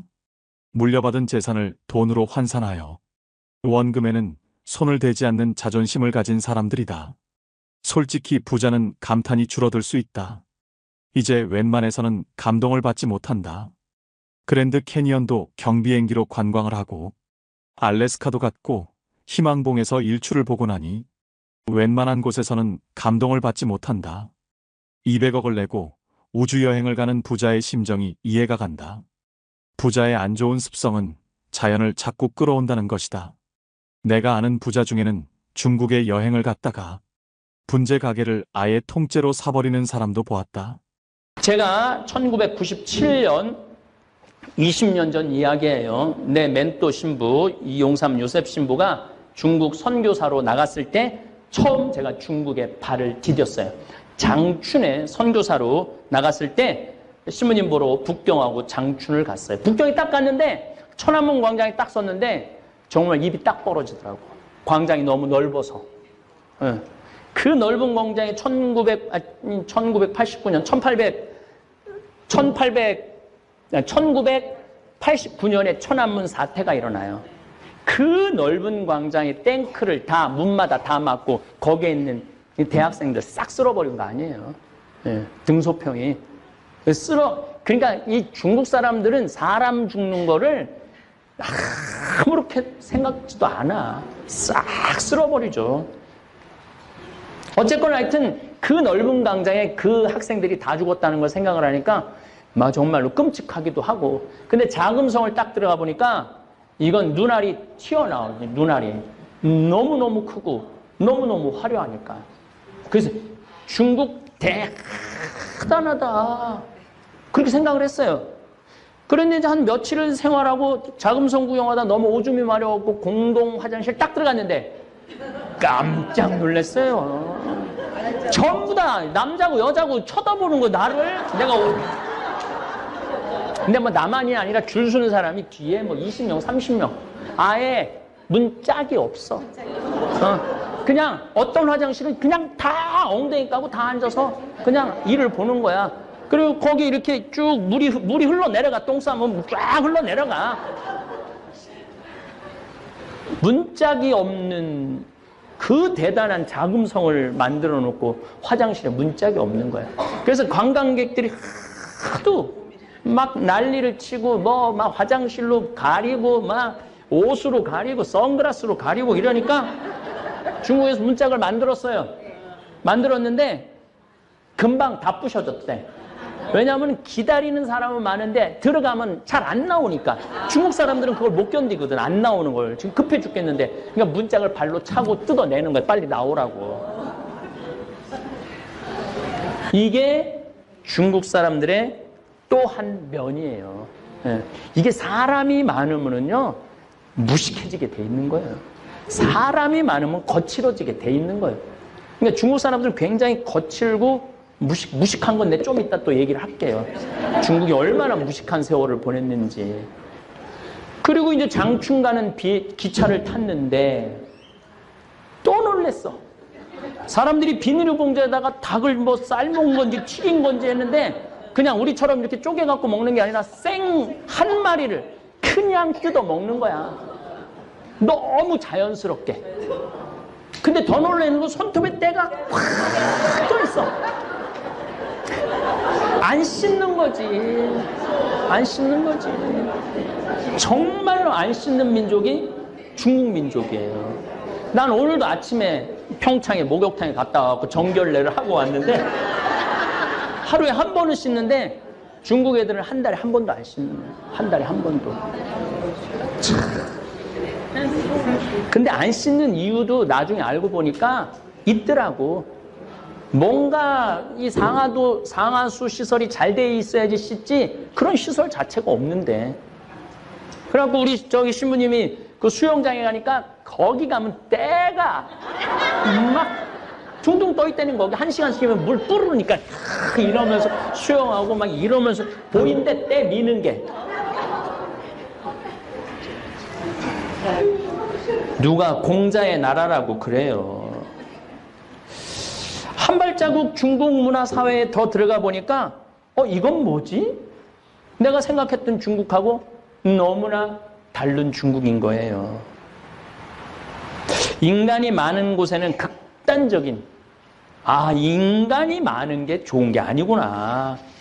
밤 시장을 나가보니까 개구리다리 꼬치 파는 집에 들어가 보니까 얼마나 똑같은 기름을 오래 튀겼는지 기름이 새카매. 그리고 사고파고 그것도 막 좋다고 뜯어 먹어. 근데 저는 폐식용료로 비누를 만들어갖고 기름에 대해서는 전문가예요. 이게 한 번 닭 튀긴 건지 2번 닭 튀긴 건지 100번 튀긴 건지 보면 알아. 그 산화도에 따라서. 근데 내가 보니까 거의 처음 튀기고부터 한 번도 안 가는 것 같아, 기름을. 야, 이거 그때 막 중국이 개방을 하고, 뭐, 흑면이, 뭐, 검은 진이, 뭐, 하얀 진이 쥐만 잡으면 되지 않느냐. 그래갖고 막 핑퐁 외교가 시작되고, 막 그런 게 막 진행이 돼갖고, 막 경제적으로 오픈을 막 하고, 발전을 할 때였거든요. 중국은 20년 전부터 전 세계로 물건을 만들어 판 세계 공장으로 태어나던 시기죠. 세계 모든 생필품을 다 만들어 팔기 시작하면서 중국 제품이 없으면 생활을 할 수 없을 정도로 중국은 전 세계에서 중요한 나라가 되었습니다. 우리 죽은 김순겸 요한신부 외방선교인데 파푸아 뉴기니 내가 만나러 갔어요. 그거는 2004년, 2003년경에 만나러 갔는데 그 김순겸 신부가 그 한국에서 그 멀리까지 또 친구라고 찾아왔다고 그 랍스타 저 새우를 바다에서 잡아갖고 이제 해준다고 원주민한테 랍스타 좀 몇 마리 잡아오라고 그러니까 신부님 뭐 돈도 필요 없고 아무것도 없고 자기 꼭 소원이 하나 있다는 거야. 청바지 메이드 인 코리아로 써 있는 거 하나만 주면 잡아주겠다고. 그래서 올 때 청바지 많이 싸갖고 왔죠. 왜냐하면 선교사들은 옷 막 찢어지고 헤어지니까 청바지를 많이 갖고 가요. 그거 하나 없겠나? 그래갖고 집에 와갖고 메이드 인 코리아를 찾는데 전부 다 메이드 인 차이나래. 자기는 꿈에도 몰랐다는 거, 꿈에도. 근데 겨우 반바지 하나 메이드 인 코리아 청바지가. 그걸 갖고 거기 파푸아 뉴기니 원주민이 너무너무 좋아해갖고 랍스타를 이만한 거 하여튼 열 몇 마리를 잡아왔어요. 근데 지금도 그 랍스타를 잊지 못해요. 아유, 지금은 별로 랍스타를 봐도 별로지만은 그때는 막 새로운 음식, 그런 굉장히 고급 음식이잖아요. 그거를 그냥 먹는데, 한 마리를 먹는데, 너무 맛있더라고. 바다에서 갓 잡아갖고 한 거라. 그랬더니 그 김신부가 나한테 그러더라고요. 이제 우리 창현이 너 조금만 있으면 꼬리 부분만 먹을 거라는 거야. 근데 한 마리를 먹으니까 배가 너무 부른데 5마리가 있는데 도저히 못 먹겠더라고. 근데 꼬리 부분이 제일 맛있는 거야. 꼬리만 4마리는 다 뜯어먹고 말았던 내 기억이 나는데 어쨌든 이 중국 제품이 없으면 세계가 돌아가지 않는 상황이 20년 전부터 시작됐던 거예요. 그리고 중국이라는 나라가 짝퉁으로 못 만드는 게 없네. 모든 걸 약 딱 1% 부족한데도 다 만들어내. 근데 문제는 이 짝퉁 때문에 소신을 갖고 자부심을 갖고 물건을 만들던 장인들이 전 세계에서 사라져가는 시기이기도 해요. 각국의 나름대로 기술을 가지고 신발 만드는 사람, 옷 만드는 사람, 가죽 옷 만드는 사람, 시계 만드는 사람 다 했는데 너무너무 싸게 짝퉁이 들어오니까 견디질 못하고 전 세계 장인들을 싹 죽여버리는 거야. 이건 내가 나중에 한번 또 얘기를 할 거예요. 요건 아주 중요한 부분이라. 왜냐하면은 가격 경쟁력에서 될 수가 없으니까. 그런데 짝퉁도 통하는 짝퉁이 있고 안 통하는 짝퉁이 있는데 배도 우리나라가 계속 조선 배 만드는 거 세계 1위를 유지하다가 한 5년 전부터 중국한테 뺏겼어요. 왜냐면 워낙 싸게 하니까. 근데 이거는 1% 부족하면 큰일 나는 거죠. 중국한테 다 보냈는데 북극에 갔는데 배가 딱 서갖고 안 움직이는 거야. 이게 바다 한가운데서 배가 쓰면은요, 내가 그쪽에 관계된 사람들을 만나갖고 대화를 해보면요, 미친대요. 도로 한가운데서 배가 쓰면은, 차가 쓰면은 두고 딴 차 타고 가도 되지. 근데 짐은 잔뜩 실어놨지. 그 배가 바다 한가운데 쓰는데 그거 놔두고 어딜 가? 가긴 바다 한가운데서. 죽으는 사나 고쳐갖고 가야 되는데 어디가 고장났는 줄 알아야지. 배는 중국에서 만들어 왔고. 그래서 작년, 재작년에 그 중간에 쓰는 배들이 너무 많아갖고 작년부터 다시 한국으로 수주가 돌아오기 시작한 거죠. 그래도 믿을 건 한국이라. 그래서 올해 3월 달에 세계 1위 조선 수주가 다시 탈환을 했잖아요.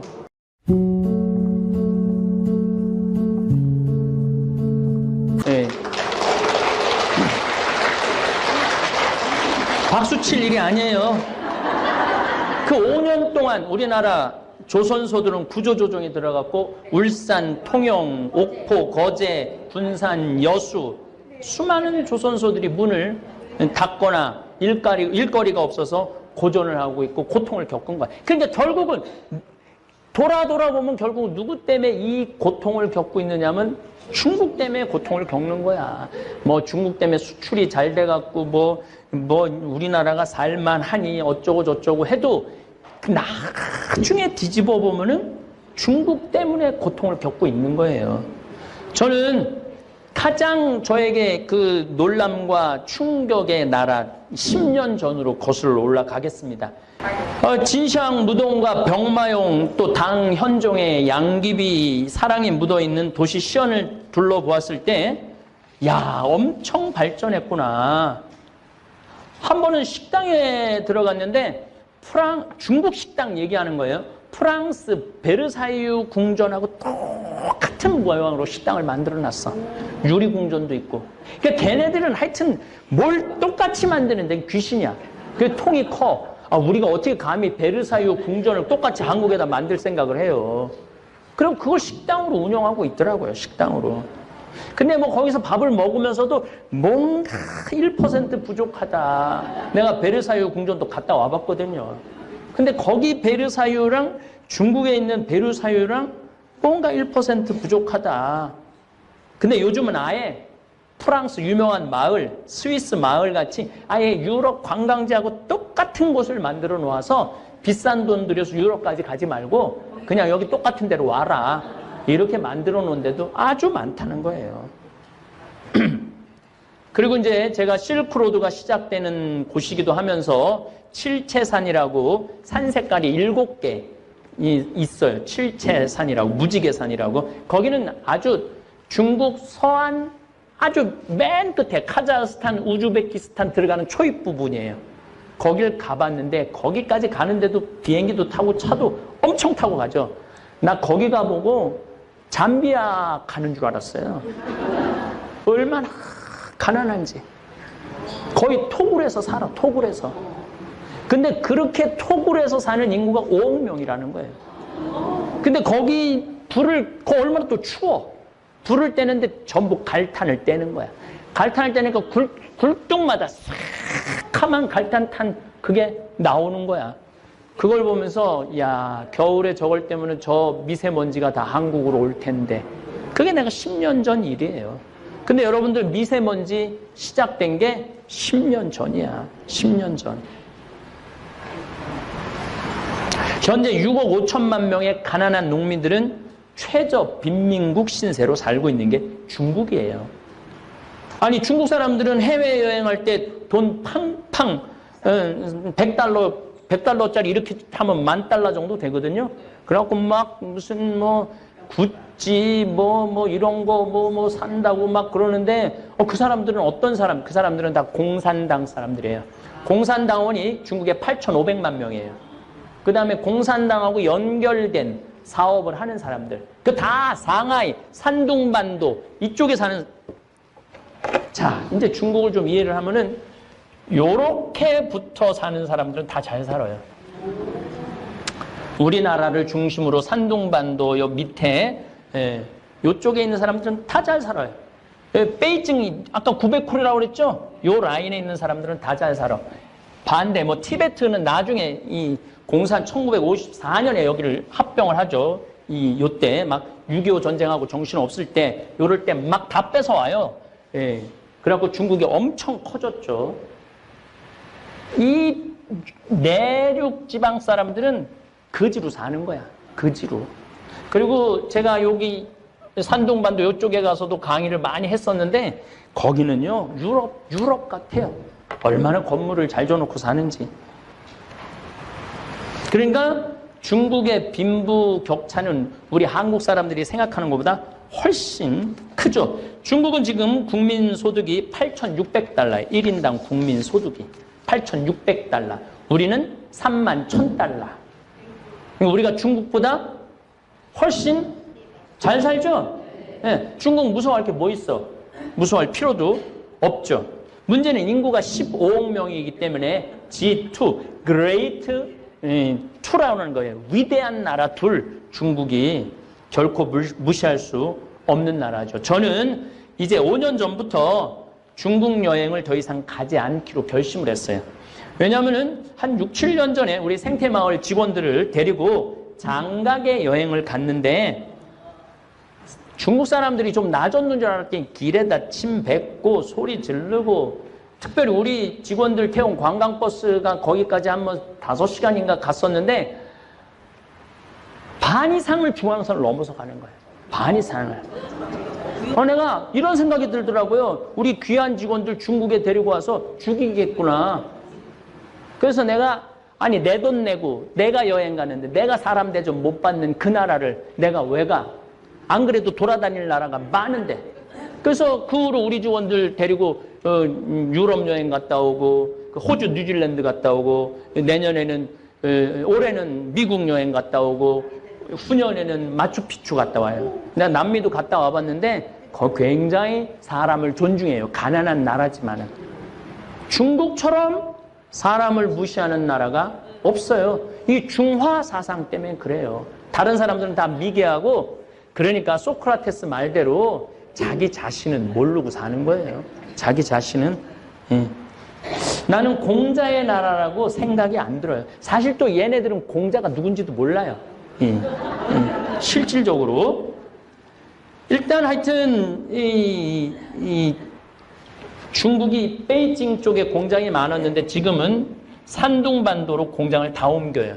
왜냐하면은 여기 막 스모그가 너무 일어나니까 안 되겠는 거야. 그래서 이쪽에 원자력 발전소, 무슨 공장, 화력 발전소 다 산둥반도, 홍콩 이쪽으로 다 옮기고 있어요. 그래갖고 11월 달만 되면은 그 미세먼지가 우리나라로 날라오는 거예요. 그러면은 70% 원인이 중국한테 있어요. 우리나라한테는 30%밖에 없고. 그러면은 이게 굴 쪽에다 징집 장치라는 걸 해놔갖고 조금 좀 이렇게 한 20m, 30m 올라가면 없어지는 시설. 그거 20m, 30m 하얀 연기 나온 거는 징집 장치로 물을 다 떨어뜨려갖고 그래도 깨끗한 수증기가 나오는 거야. 20, 30m 하얀 연기 나오는 건 괜찮아요. 근데 막 새카만 연기가 나오면은 100m만 올라가면은 여러분들 인천공항에서 비행기 타면 산둥반도까지 가는데 걸리는 시간은 30분밖에 안 걸려요. 바로 코앞이야. 코앞에 우리 지금 공장을 놓고 살고 있는 거야. 그럼 중국이라는 나라가 윤리가 있어갖고 우리가 그럼 징집장치를 설치하겠습니다 라고 말할 일은 절대 없다는 거예요. 중국 사람들이 그럼 왜 길거리에서 젊은이가 할머니를 때리고 주위 사람들 막 두들겨 맞는데 불구경하듯 쳐다만 보는 인륜이라고는 도저히 알지도 못하고 실천하지도 않는 중국 궁금하지 않아요? 왜 저러는가? 한국에 관광 온 중국 관광객들 제가 여러 번 목욕탕에서 만났는데 정말 시끄러워요. 얼마나 시끄럽게 떠드는지 몰라요. 완전 자기네들 목욕탕 자기네들이 산 것 같이. 중화민국이 그런 거죠. 중화민국이.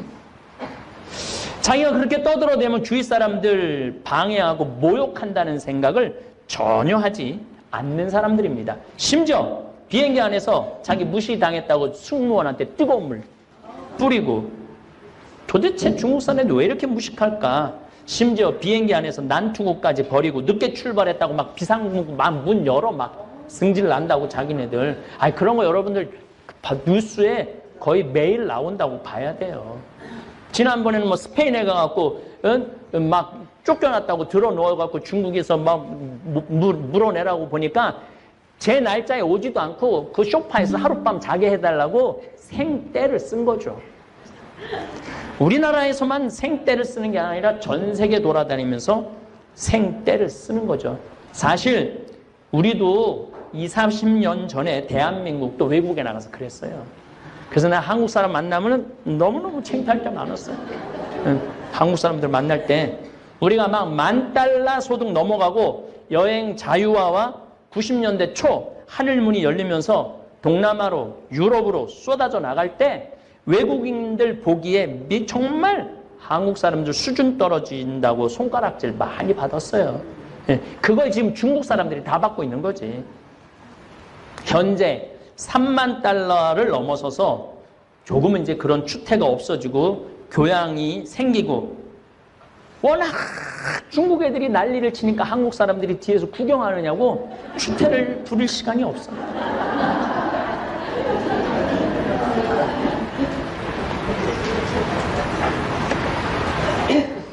만약 한국 사람들 가운데 지금도 비행장에서 소리 지르고 쓰레기 길거리에, 외국 길거리에 버리고 뷔페집에서 먹지도 않는 음식 잔뜩 쌓아놓고 나온다면 아직도 중국이들 수준에 머물러 있는 거예요. 저는 뭐 크루즈 여행 여러 번 가봤는데 중국 사람들 그대로 쌓아놓고 가는 거 많이 봤어요. 먹지도 않을 건데 그래갖고 저 노르웨이의 한 크루즈는 그 중국 사람들 때문에 내년에 문 닫는 데잖아요. 그 오는 거 말릴 수도 없고 그 음식 수지 타산이 안 맞고 그래갖고 문을 닫는데요. 어쨌든 저는 그러면은 왜 중국이 이런 일이 벌어지네? 이 진짜 중국 이야기를 지금부터 하고 싶은 거예요. 진짜 요거 잘 들어야 돼. 이제 정신 바짝 차리고 1959년부터 1961년까지 중국은 대약진 운동이라는 걸 해요. 정확하게 1957년에 시작을 해요. 대약진 운동이 뭐냐면은 사람들이 하도 굶고 그러니까 쌀 수확량도 좀 늘리고 동네마다 용광로를 만들어서 동네마다 철제 기구도 좀 만들고 이런 거 하자고. 그래갖고 4가지 좀 해충을 죽여야 된다고. 파리, 쥐, 모기, 새, 참새. 참새는 왜 죽이느냐 하면은 나달 다 뜯어 먹으니까 우리 양식 뜯어 먹는다고. 그래갖고 이 58년에 2억 마리를 죽여요, 참새를. 59년부터 61년에 중국에 무슨 일이 벌어지느냐 하면 3,500만 명이 굶어 죽어요. 인구의 3,500만 명이 굶어 죽어요. 그 정말로 지금 뭐 이 얘기를 다 못하지만 부모가 자식 많이 잡아먹었어, 이때. 그리고 옆 동네에서 양식 구하러 온 사람, 옆 동네는 안면 없는 사람들이잖아. 바로 잡아서 먹는 비일비재야. 3,500만 명이 죽었다 그러면은 어느 정도예요. 근데 왜 도대체 그런 일이 벌어지느냐? 아니, 참새를 다 잡고 나니까 참새가 해충을 다 잡아먹었는데 해충들이 다음에 59년부터 난리가 난 거야. 이게 웬 떡이냐? 그래갖고 그냥 벼이삭, 싹 다 잡아먹은 거야. 식량이 없으니까 굶어 죽은 거죠. 이게 대약진운. 이게 막 인류 역사에 정말 충격적인 일이 중국에서 벌어진 거예요. 그리고 1966년부터 1976년까지 문화 대혁명이 일어나요. 아니, 러시아를 보니까 막 문인들이 막 발표를 하고 예술이 막 대단하단 말이야? 그래서 마오쩌둥이, 그럼 우리도 하자고. 그래갖고 1965년에 이제 발표도 해봐라. 그러니까 난리가 난 거야. 공산주의 잘못됐고, 독재 잘못됐고, 이거 안 되겠다. 그래갖고 홍위병. 얘네들은 하여튼 빨간 거 엄청나게 좋아해요. 황건적, 홍건적, 이번에는 홍위병. 이 홍위병, 대학생들을 중심으로 해서 이 홍위병을 구성을 해갖고 교수들, 선생님들 데려다가 인민재판하고 다 죽인 거야. 이때 350만 명을 죽여요. 350만 명을. 그래서 66년부터 76년까지 학교도 배울 필요 없다. 문을 닫아요. 그래서 중국은 66학번부터 76학번 자체가 없어. 이때 교육을 전혀 받지 못한 이 세대들, 50대, 60대, 70세 세대들이 중국을 이끌고 가는 거예요. 그러면 이때 교육을 전혀 받지 못한 이 사람들이 자기 자녀한테 윤리교육을, 아예 윤리교육을 하지 말라고 그랬어. 그리고 더 놀라운 건 공자 사당을 무너뜨려요. 공자 사당을 음모를, 저수지를 만들어. 그 다음에 왕들 묘도 다 파버려. 뼈까지 다 추스려버려. 그리고 이 종교는 인민의 아편이다. 그리고 이 유교도 종교다. 그래갖고 싹 다 부셔버려. 심지어 어느 정도냐면은 요리사까지 다 죽여버려. 니네들이 미식으로 해갖고 인민들 배 굶긴다고 지가 대약진 운동해갖고 인민들 3,500만 굶긴 건 생각하지 않고 공자 책도 다 불사르고 공자 묘를 폐허해서 연못으로 만들고 불상은 녹여서 숟가락으로 만들었어. 숟가락으로. 교수들은 땀 흘려 노동을 하지 않고 밥 먹는 벌레 같은 놈들이다. 앞으로 교육으로는 돈 받을 수 없다. 이게 그 유명한 문화 대혁명의 1966년부터 76년. 옛것은 모조리 숙청해라. 문화, 교육, 정치, 심지어는 부모들까지 공산주의 사상에 어긋나오면 자식이 부모 인민재판에 세웠고 죽이기까지 해요. 그러니까 중국이 지금 저렇게 비윤리적이고 아주 저급한 문화를 보이는 이유 중에 하나가 이 문화 대혁명 때문에 그래요. 근데 저거를 자기네들의 문제점을 알아야 되는데 저 문제점을 모르는 거예요. 내가 보기엔 중국 사람들, 미국 사람들 따라가려면은 100년은 더 쫓아가야 돼요. 100년은. 우리나라 따라오려면 50년은 더 따라와야 되고. 왜냐하면 교육이라는 거는 100년이 시간이 걸리는 거거든요. 지금 윤리교육을 하려고 해도 윤리교육이 안 돼. 왜냐하면 소황제를 들어봤죠? 왜냐하면은 인간이 너무 많으니까 한 명만 낳게 한 거 아니야. 그러면은 할머니, 외할아버지, 친할머니, 친할아버지, 엄마, 아빠, 애 중에 하나밖에 없는 거야. 하나하나 30년 동안 그래 낳았으니까. 얘 위에 6명이 얘한테 벌벌벌벌 떠는 거야. 그러니까 지금 20, 30대 애들이 예의가 있을 수가 없는 거예요. 그러니까 지금 이 중국 애들이 한국에 와갖고 여행을 하고 나면은 자기 필요한 물건 다 사면은 중국에서 입고 온 건 다 버리고 가. 호텔에다 다 두고 가. 가방도 두고 가고 다 두고 가. 새 거 갖고 가는 거죠. 참 그런 걸 보면은 기가 막히죠. 내가 왜 중국 걱정을 하느냐. 중국 걱정을 왜 하느냐 하면은 이제 우리가 중국을 잘 알아야 돼.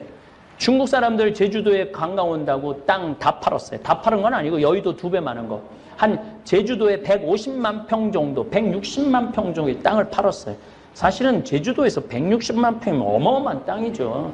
그렇게 팔아놨더니 거기에 걔네들이 호텔 짓죠, 식당 짓죠. 그렇게 팔아놨더니 아니 거기다 식당을 줘갖고 중국 관광객을 우리나라 식당으로 안 보내고 자기네 식당으로 다 끌고 오네. 우리는 땅 뺏기고 관광객들 아무리 바글바글해도 시끄럽기만 하고 돈은 누가 벌어가? 중국 사람들이 다 벌어가는 거예요. 그러니까 이게 우리가 중국을 이해하지 못하는 아주 극단적인 피해 중에 하나가 바로 그거예요. 그래갖고 뭐 사드 때문에 또 싹 빠져가갖고 또 내가 제주도 1년에 한두 번은 꼭 내려가는데 내려가 보면 건물 짓다 말아갖고 폐허로 되는 건물들이 아주 길에 널려 있어. 길에 널려 있어. 그러면은 중국은 이 제주도가 이렇게 망가지는 데 있어서 관심이 있느냐? 15억의 땅이 이렇게 많은데 그거 한다고 피해는 누가 봐? 우리가 봐. 그러면은 3만 달러를 사는 우리 국민들이 8,600달러밖에 안 되는 중국 사람들한테 그 땅값 3배, 4배 준다고 팔아야 돼요? 팔지 말아야 돼요? 팔지 말아야지. 그러니까 3만 달러의 자존심이 없다 이거야, 내 얘기는. 지금 저기 미국 실리콘밸리 산호세 쪽에 가니까 이제 시진핑이 부패 정리한다고 막 난리가 나니까 중국에서 현금을 들고 150만 달러 그 산호세 가면 골프장 안에 대저택들이 있거든요. 이걸 다 300만 달러에 다 사놨어. 그래서 산호세가 땅값이 300만 달러 다 올라갔어. 그러니까 전 세계를 그렇게 망가뜨리고 돌아다니는 게 중국이야. 그러니까 이 중국 사람들을 제대로 알고, 아니 우리나라가 그 땅 안 팔면은 굶어 죽는 나라도 아니고, 그러니까 중국에서 지금 관광객이 다시 늘어난다 그러는데 저가로 들어오는 거는 하지 말아야 돼. 왜 3만 달러 소득 국민들이 10,000달러 수준의 관광 그거를 하느냔 말이야.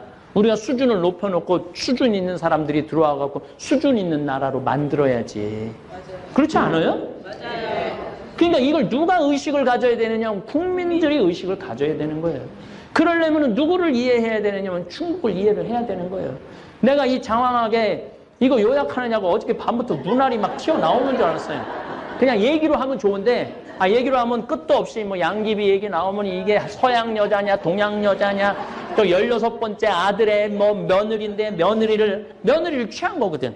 며느리를 취했다 뭐 이 얘기 저 얘기 하면은 이게 안 될 것 같다고 원고로 정해놨는데 어쨌거나 여러분들이 이제 3만 달러를 넘어섰으면은 우리나라 국민들 수준이 높은 거예요. 근데 그 8,000달러 사람들 막 그거 돈 뜯어 먹으려고 막 우리 자존심 버리지 말자 이거야 내 얘기는. 그리고 여러분들도 중국 여행 갈 때 20만 원짜리 30만 원짜리 여행 가지 말고 만약에 100만 원짜리 갈 여행이 못 되면 가지 않으면 되잖아. 뭘 그렇게 때를 쓰고 여기저기 그냥 찍고 여기 찍고 저기 찍고 그거는 의미가 없어요. 3만 달러 정도 되면은 한 자리에서 일주일 정도 머무르는 여행을 하셔야 돼요. 이제는 이리 뛰고 저리 뛰고 그렇게 뛰어다니지 말고. 하고 싶은 얘기는 너무너무 많지만 이 얘기를 이제 다음에 제가 여러분들한테 이야기하고 싶은 건 일본이에요.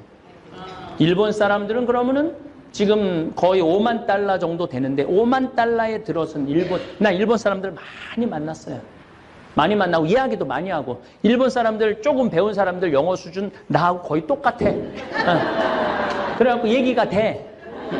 일본 사람들이 영어 참 못하거든요. 그래서 얘기가 된다는 거예요. 달래 영어 되는 게 아니라. 근데 일본은 개인은 너무너무 훌륭해요. 사실은. 내가 만난 일본 사람들 다 정성스럽고 다정하고 겸손해요. 근데 그걸 합쳐놓으면 이상해지는 거예요. 또 왜 합쳐놓으면 이상해지는지는 부티보다 귀티나게 외모에도 신경 쓰라. 외모도 중요하고 실력도 중요하다. 나는 도덕적 문제와 관련해서는 사람들의 말을 크게 믿지 않는다.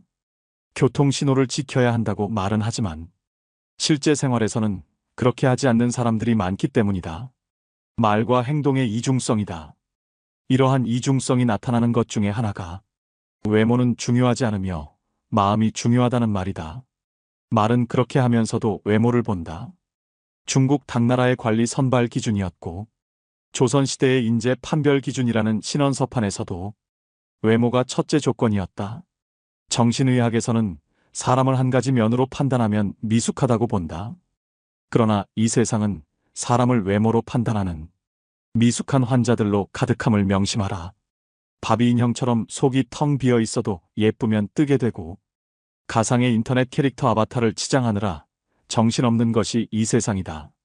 나처럼 내 멋대로 하고 다녀도 아쉬울 것 없는 사람이 아니라면 신경을 써라. 일본의 야마다 오사무 역시 사람을 간파하는 기술에서 사람은 외관이 중요하다고 외친다. 외모 콤플렉스가 심하면 성형수술이라도 하라. 올 2월 21일자 월스트리트 저널에서 한국 여성들의 성형수술 풍조를 조롱하였다고 분개하는가. 웃긴 기사이다. 미국은 훨씬 더하다. 1996년 미국 격주간지 포춘은 미국 남성들이 외모에 쓰는 비용만 연 12조 원이라고 했다. 미국 피츠버그 대학 조사에 의하면 키가 188cm 이상인 남자들은 183cm 미만인 남자들보다 12.4% 더 많이 번다. 키높이 구두를 신어라. 94년 아메리칸 이코노믹 리뷰에 실린 연구조사에 따르면 능력이 같아도 잘생긴 사람은 못생긴 사람보다 임금을 10% 더 받는다. 똑같은 죄인일지라도 미녀는 무죄를 받을 확률이 더 높다는 미국 자료도 있다. 정신병동 같은 이 세상에서 살고 있는 한 변신하라.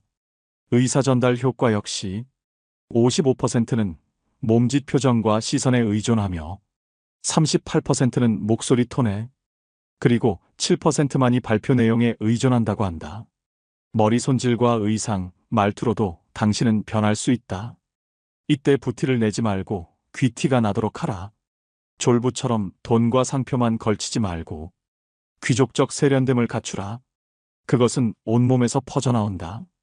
전화 음성이나 운전 습관, 의상 코디에서도 귀티가 나오게 하라. 그것이 진짜 매력이다. 외모가 주는 이점은 남들보다 앞선 출발선에 설 수 있다는 것이다. 물론 당신을 질주하게 하는 것은 궁극적으로 실력이다. 외모만 믿고 능력 개발을 등한시하면 생명이 결코 길지 않다. 외모에 자신이 전혀 없다고 그렇다고 좌절하지 말고 실력을 2배로 길러라. 이 세상은 당신이 넘어지면 잔인하게 짓밟고 지나가지만 당신의 일어서면 우러러 본다는 사실을 명심하라. 찰스 왕세자가 왜 젊고 아름다운 다이애나를 좋아했다가 턱주름 가득한 파커볼스를 사랑하는지도 한 번쯤 생각해보라. 빨리 부자가 되려면 부자들 마음을 읽어라. 부자가 원하는 것을 알아라. 부자가 된다는 것은 다른 사람들의 주머니에 있는 돈이 그들의 자발적 의사로 당신 주머니 속으로 들어와 쌓인다는 뜻이다. 만약 흉기를 들면 강도가 되는 것이고 속임수를 쓰면 사기꾼이 되며 연고에 호소하면 상대와의 친분을 이용하는 것이 된다. 시인 김용택은 세상의 길가에서 내 가난함으로 세상의 어딘가에서 누군가가 배부릅니다 하고 노래했지만 내 생각은 다르다. 내가 부자가 된다고 해서 가난한 사람들이 늘어나지는 않는다. 강도 사기, 연고, 판매처럼 다른 사람에게 손해를 끼치면서 돈을 모으는 방식으로는 결코 큰 돈을 모을 수 없기 때문이다. 사람들이 기쁜 마음으로 당신에게 지불하도록 만들어야만 부자가 된다. 어떤 나라에서든 20%도 안 되는 부자들이 80%의 돈을 소유하고 있다. 빨리 부자가 되려면 부자들과 주머니를 공유하는 방법이 좋다. 부자들이 흔쾌하게 당신에게 지불하고 싶어 한다면 당신은 훨씬 쉽게 부자가 될 수 있지 않을까? 어떤 사람들은 가난하고 무지한 사람들을 노린다. 가난한 자들에게 이상한 건강식품을 고가로 팔거나 사기성 투자를 유도하여 돈을 벌려는 사람들이여. 벼룩의 간을 빼먹는 짓은 하지 말라. 그래 보았자 벼룩의 간을 먹은 벼룩밖에 안 된다. 어쩌다 사업이 잘 된다 해도 악질 사장 물러나라는 직원들의 비난을 피하기 힘들다. 부자들과 주머니를 공유하고 싶다면 그들의 마음을 알아야 한다. 부자들이 원하는 것은 무엇일까? 가난한 동네에서는 땅 모양이나 전망 일조권이 문제가 되지 않는다. 먹고 살기 바쁜데 가격이 싸고 방을 많이 만들 수 있다면 최고다. 부자 동네에서는 얼마나 집의 모양이 잘 나오고 이웃에는 누가 살고 있으며 햇볕이 잘 들고 전방이 좋은지 등이 중요시된다. 같은 크기의 대형 아파트라고 할지라도 작은 평형이 섞여 있으면 가격이 낮게 형성된다. 그저 강이 보인다는 이유 하나만으로도 몇억 원을 더 지불하는 사람들이 부자들이다. 이처럼 실용성이 아닌 다른 요소들이 가격을 결정한다. 한때 일본 자동차들은 고급차로서의 이미지가 없었다. 약 15년 전 토요타 자동차의 회장은 젊은 엔지니어 10명을 뽑아서 특명을 내린다. 앞으로 1년간 미국에 가서 놀아라. 회사에서 준비한 호텔은 보통의 일본인들은 꿈도 꾸지 못할 최고급이었고 음식이나 자동차도 최고급이었다. 그들이 1년을 호합한 생활을 하며 놀고 오자 회장이 말했다. 이제 백만장자가 어떻게 사는지 알았는가? 그 백만장자들이 타고 싶어할 차를 만들어라. 이렇게 해서 등장한 렉서스는 미국의 고급차 시장에서 데이트를 친다. 부자들이 원하는 것을 알아라. 당신이 부자가 아니라면 부자들은 당신이 먹어본 음식, 당신이 받아온 서비스와 당신이 느끼는 기분, 그 이상을 이미 경험한 사람들이다. 당신에게 괜찮아 보이는 수준 정도라면 그들이 지갑을 열 까닭이 없다. 목돈 빌려줄 땐 친구라도 냉철하게. 나는 내게 무엇인가 팔러 오는 친구들에게 물건을 산 적이 거의 없다. 친구를 돕는다고 내게 필요 없는 물건을 사게 되면 그 물건을 볼 때마다 속상해진다. 내게 필요한 물건일지라도 다른 곳에서 더 싸게 살 수 있는 물건을 친구를 돕는다는 미명하에 구입하게 되면 그 친구는 자신이 경쟁력이 없음을 계속 인식하지 못할 것이고 나는 현명하지 못한 구매를 한 것이 되고 만다. 내가 택한 대안은 형편이 어려운 친구에게 물건 판매 수당 이상의 현금을 주는 것이었는데 보통 100만 원이었다. 조건은 나중에 돈을 벌면 다른 어려운 친구를 도우라는 것이다.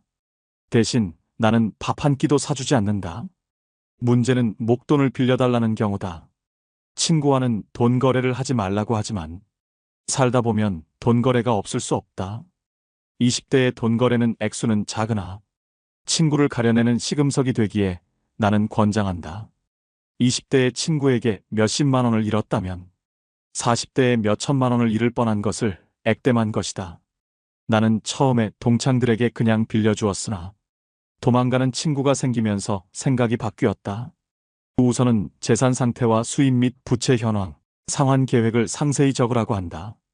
지갑 속에 신용카드가 많거나 카드 사용 내역에서 소비성 지출이 많으면 반드시 담보를 요구한다. 사업가 친구인 경우에는 회사의 격리 자료들을 세무조사하듯이 본다. 경영에 약간의 문제라도 보이면 담보를 받는다. 새로 사업을 하는 친구인 경우에는 그의 성격을 생각한다. 사채놀이는 안 하지만 은행이자 수준은 요구하며 그 이자로 같이 한잔하기도 한다. 그 어떤 친구가 부탁을 해도 보증은 함부로 서지 말고 아무리 이자가 많아도 가진 재산의 상당액을 어느 한 친구에게 몰아서 빌려주지는 말라. 그 친구 때문에 당신 가족이 눈물을 흘리게 될 수도 있다. 전문직에 종사하는 친구들이 목돈을 빌려달라는 경우는 조심하라. 그들이 갑자기 떼돈을 벌어 목돈을 갚을 수 있게 될 확률은 낮다. 부득불 큰 돈을 빌려줄 경우에는 부동산 담보를 받아라. 그 담보물의 선순위 관리자들이 많다면 당신 돈은 사라질 확률이 크다. 약속어음 공증을 받으면 좋지만 친구에게 재산이 없으면 월급을 차압할 정도인데 다른 친구들이 친구에게 너무한다고 당신을 욕할지도 모른다. 친구가 급히 큰 돈을 빌려달라고 할 때는 그가 설명하는 말을 절대로 액면 그대로는 믿지 말라. 그가 거짓말을 하는 것이 아니라 그의 상황이 거짓말을 낳는다. 친구를 믿는 것은 좋지만 친구가 처한 상황은 믿지 말라. 그 친구도 미래 상황은 모른다. 고의적인 경우도 있겠지만 많은 경우에서는 친구가 속이는 것이 아니라 그의 미래 상황이 당신 돈을 못 갚게 만들며 우정도 버리게 함을 명심하라. 친구로부터 빌린 돈을 못 갚았다고 절대 자취를 감추지 말라.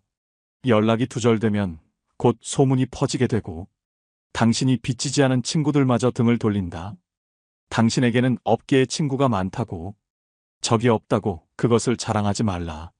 그것은 곧 모든 사람들이 당신을 대단치 않게 여긴다는 뜻일 수도 있고 경쟁 대상도 안 되는 만만한 사람이라는 뜻일 수도 있다. 세이노가 목숨 걸고 지켰던 3가지 원칙. 첫째, 편협한 사람이 되지 마라. 노력이란 당신이 좋아하는 것을 더 많이 하는 것이 아니라 당신이 하기 싫은 것을 더 많이 하는 것을 의미한다. 그렇다. 노력이란 싫어하는 것을 더 열심히 하는 것이다. 좋아하는 것을 더 열심히 하는 것은 노력이 아니라 취미 생활일 뿐이다. 기회는 모두에게 제공되지만 그 보상은 노력 여하에 따라 차등적으로 이루어짐을 명심하라. 책을 읽으면 똑똑해진다고 생각하겠지만 편향된 책만 읽는다면 그냥 더 편협한 사람이 될 뿐이다. 하기 싫은 일을 하지 않아도 마찬가지이다. 처음부터 거창할 필요는 없다. 일단 시작하라. 둘째, 지금 모습으로 미래를 단정짓지 마라. 지금 상황이 이러하므로 5년 후, 10년 후에도 이러할 것이기에 희망이 없다고 단정짓는 것은 옳지 않다. 점쟁이도 자신의 미래를 모르는데 어떻게 감히 신의 영역의 미래를 스스로 투시하고 미리 계산할 수 있단 말인가. 부자가 되려면 미래방 정식에 지금 처지를 대입하면 절대 안 된다. 내 월급으로는 평생 서울에 집 한 채 못 사겠네. 이렇게 단정짓지 마라. 부자가 되려면 현재로 미래를 단정짓는 게 아니라 원하는 미래로 나를 맞춰 나가야 하는 것이다. 그리고 진짜 부자들의 생각과 마음을 배워라. 부자는 돈독이 올라서 부자가 된 사람들이 아니다.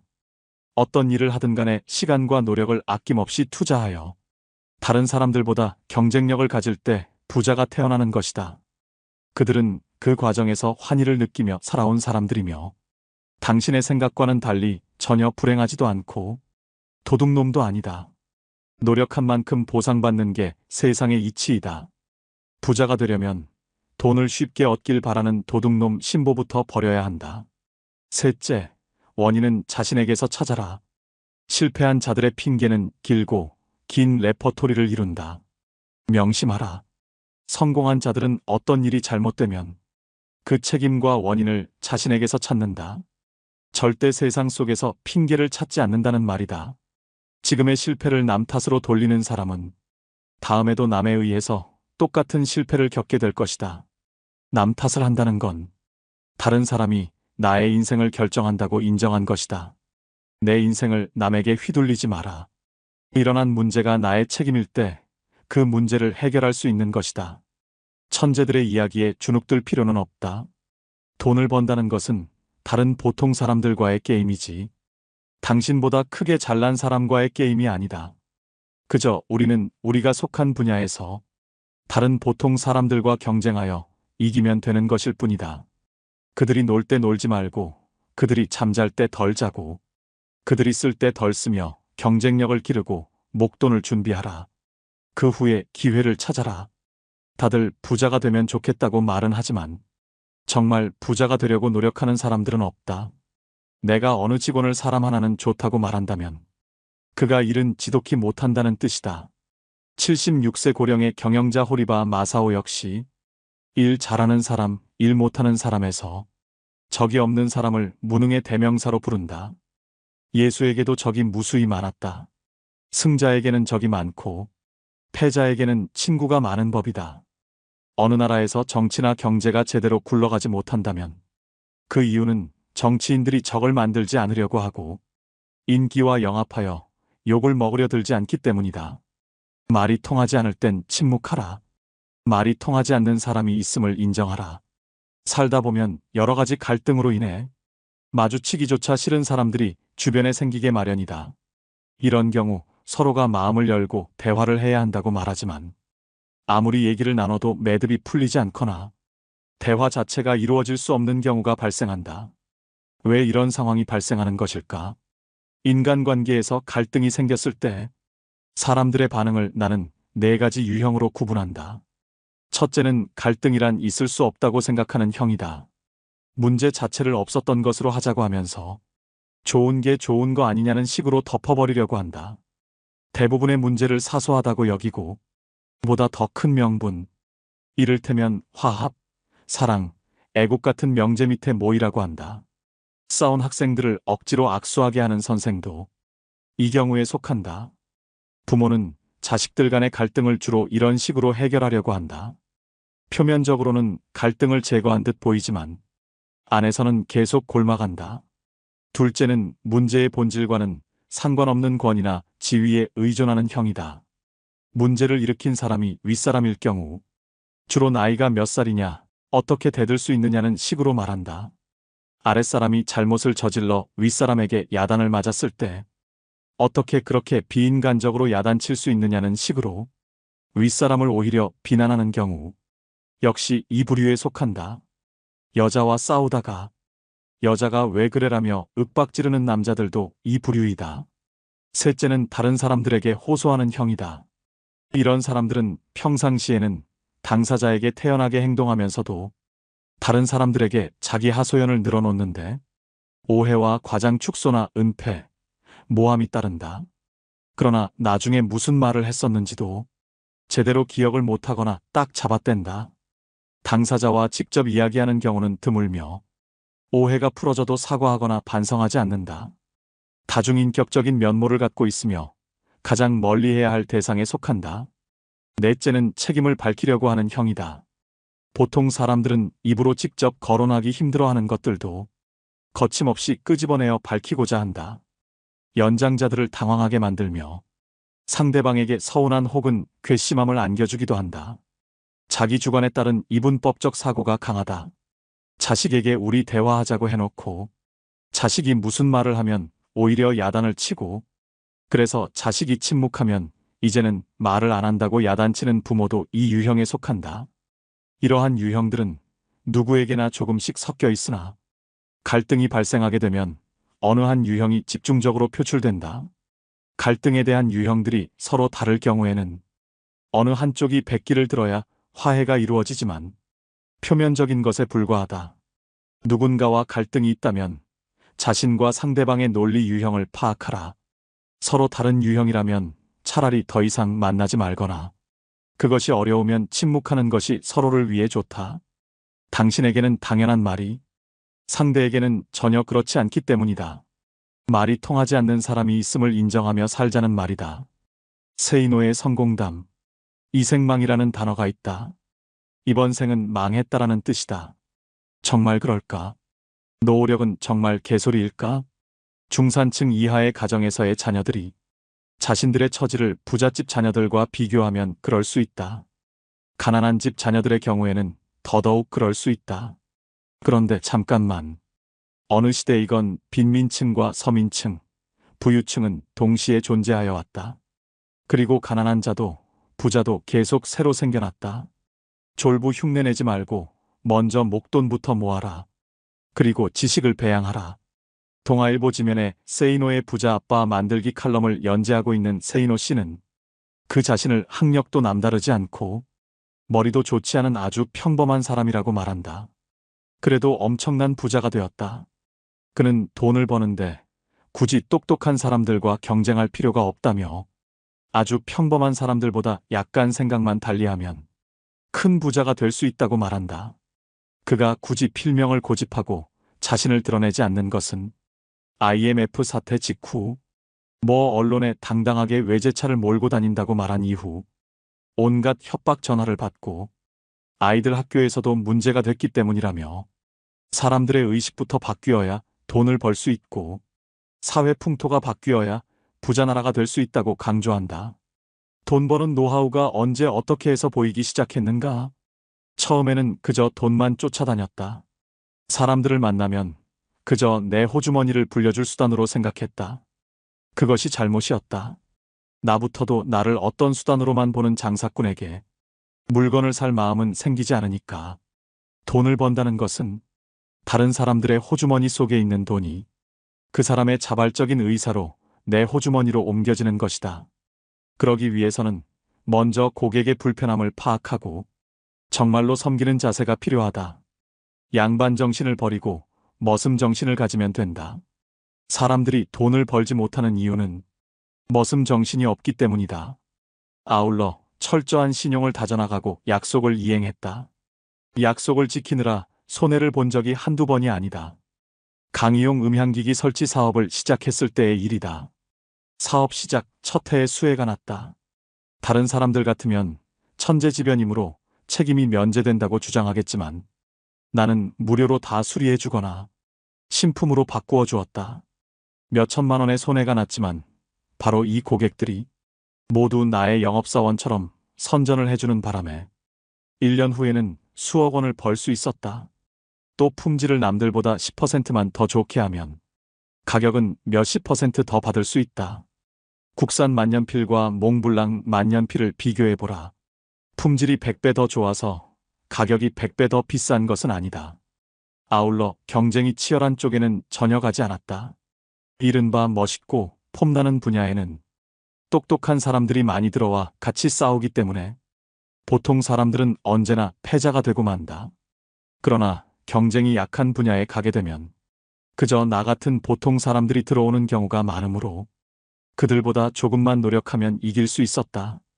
평범한 사람들이 부자가 될 수 있는 가장 중요한 방법과 마인드는 무엇인가? 졸부 흉내를 내지 마라.